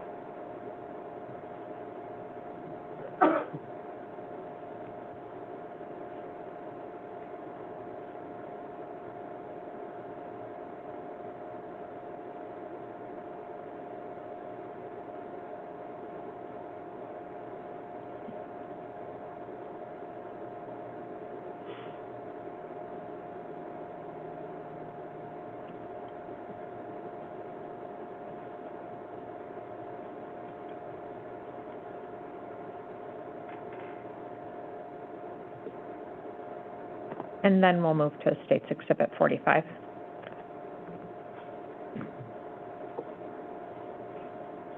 Is this the same entrance that he came in? Yes. Okay, so now you see him from the rear?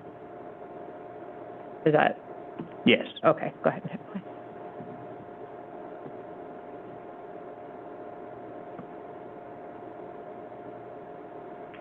And I think you told the jury, but you were able to research that transaction based on what?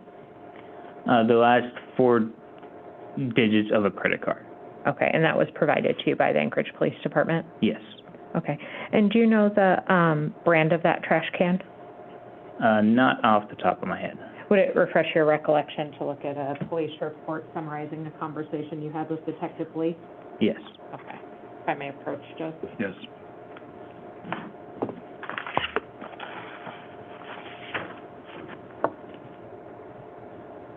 Go ahead and then read that to yourself and tell me if it refreshes your recollection. Yeah. Did that refresh your recollection? Yes. What was the brand on that trash can? Toter?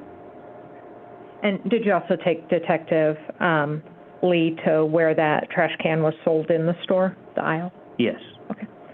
And does that aisle also contain mop buckets? Or did In it the at the general area, yes, I believe the mop bucket is, if I remember correctly, it's like another aisle down. Okay.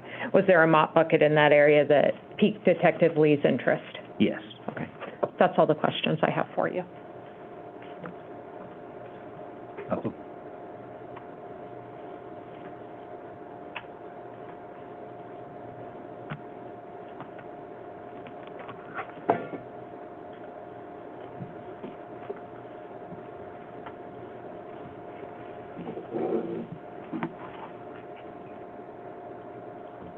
Good afternoon, Mr. Miller. My name is Lacey Jane Brewster. I'm Mr. Hildabrand's attorney.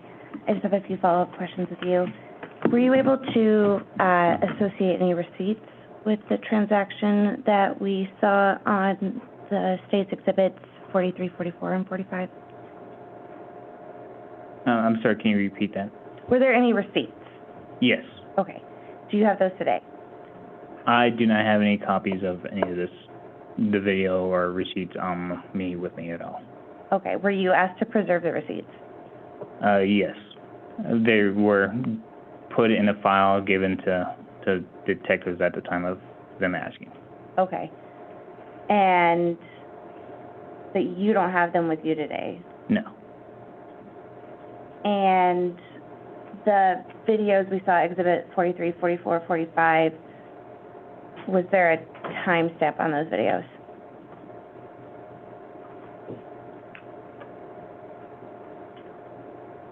I would have to watch the videos again. Every system is different. I currently work for Nordstrom Rack, and their system is different as well.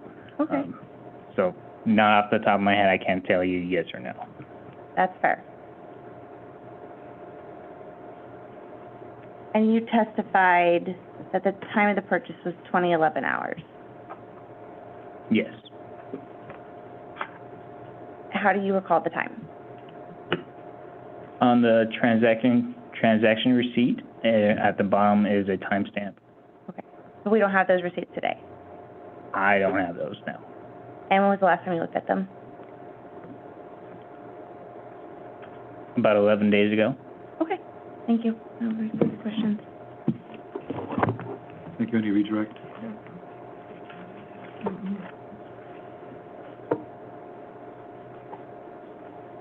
You didn't review a receipt when you met with me, did you? No. Okay. So how did you review them, or did you? Just from the last time you and I talked about it, the 4 videos, if I remember rightly, but I can't remember the timestamp. Most videos should have timestamps on them, but from what we saw, I was not paying attention to those. Okay. When you talked to Detective Lee, but you don't remember reviewing the receipt again in my office? No. Okay, but you did review those videos? Yes. And those videos are fair and accurate copies of what you pulled off Lowe's system? Yes. Okay. And do you rely on, your memory of what you told Detective Lee back, on August 10th? Yes. Okay. So he questioned you on August 10th, and you were looking for a transaction that had occurred on August 6th, is that correct? Yes. Okay. And you believe you told him it was 2011 hours? Yes. Okay. And you think your memory back on August 10th, when you were talking to Detective Lee, would have been the most accurate? Yes. Overruled. That's all the questions I have for you. All right, thank you, sir. I'm free to step down. Thank you. I think I heard you indicate this is your last. This is the last witness I have for today, Judge. All right, so we're going to break today. It's a little bit early. We did take a break that was unexpected, but I am told by the parties that we are on schedule, if not ahead of schedule at this point. So we're moving through this quicker than anticipated, so I hope you don't get too discouraged by those breaks. I ask that you be back here tomorrow morning at 8:30. Thank you all very much for being here on time today. Please do not do any research, discuss the case, look on the internet, watch any of the coverage, and we'll see you back here tomorrow morning at 8:30. Thank you.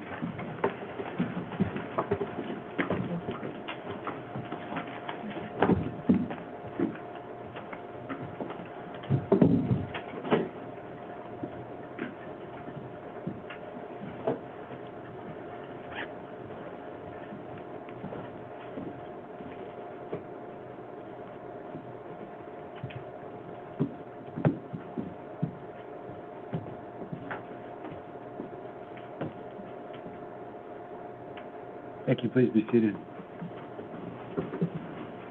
Anything to stick up?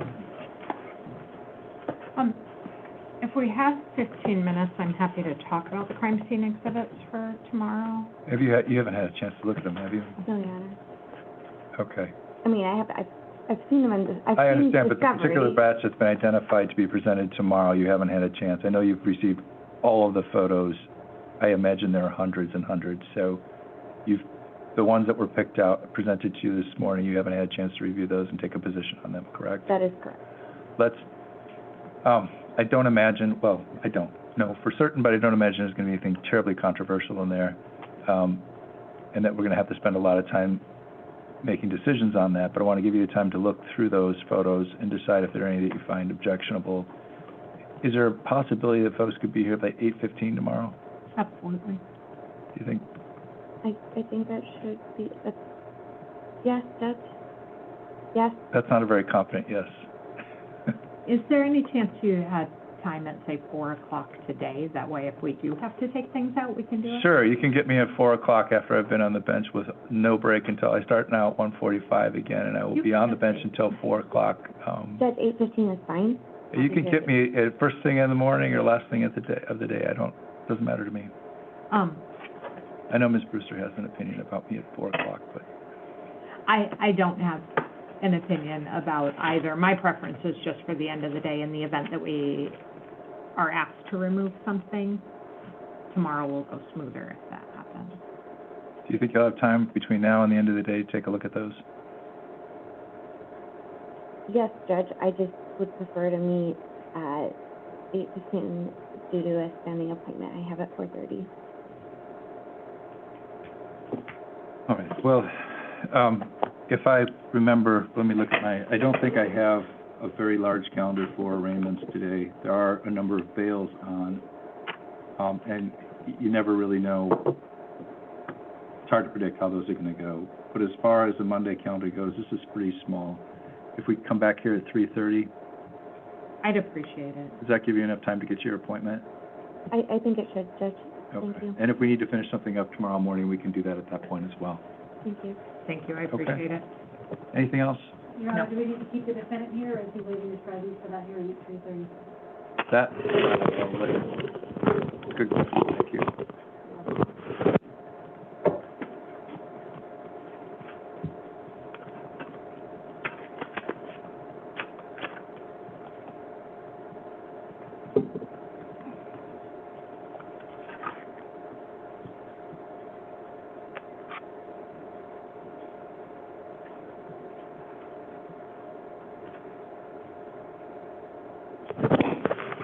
Your Honor, Mr. Hildabrand will waive his presence for that hearing. All right, very good. We'll see you folks back here then at 3:30. Off record.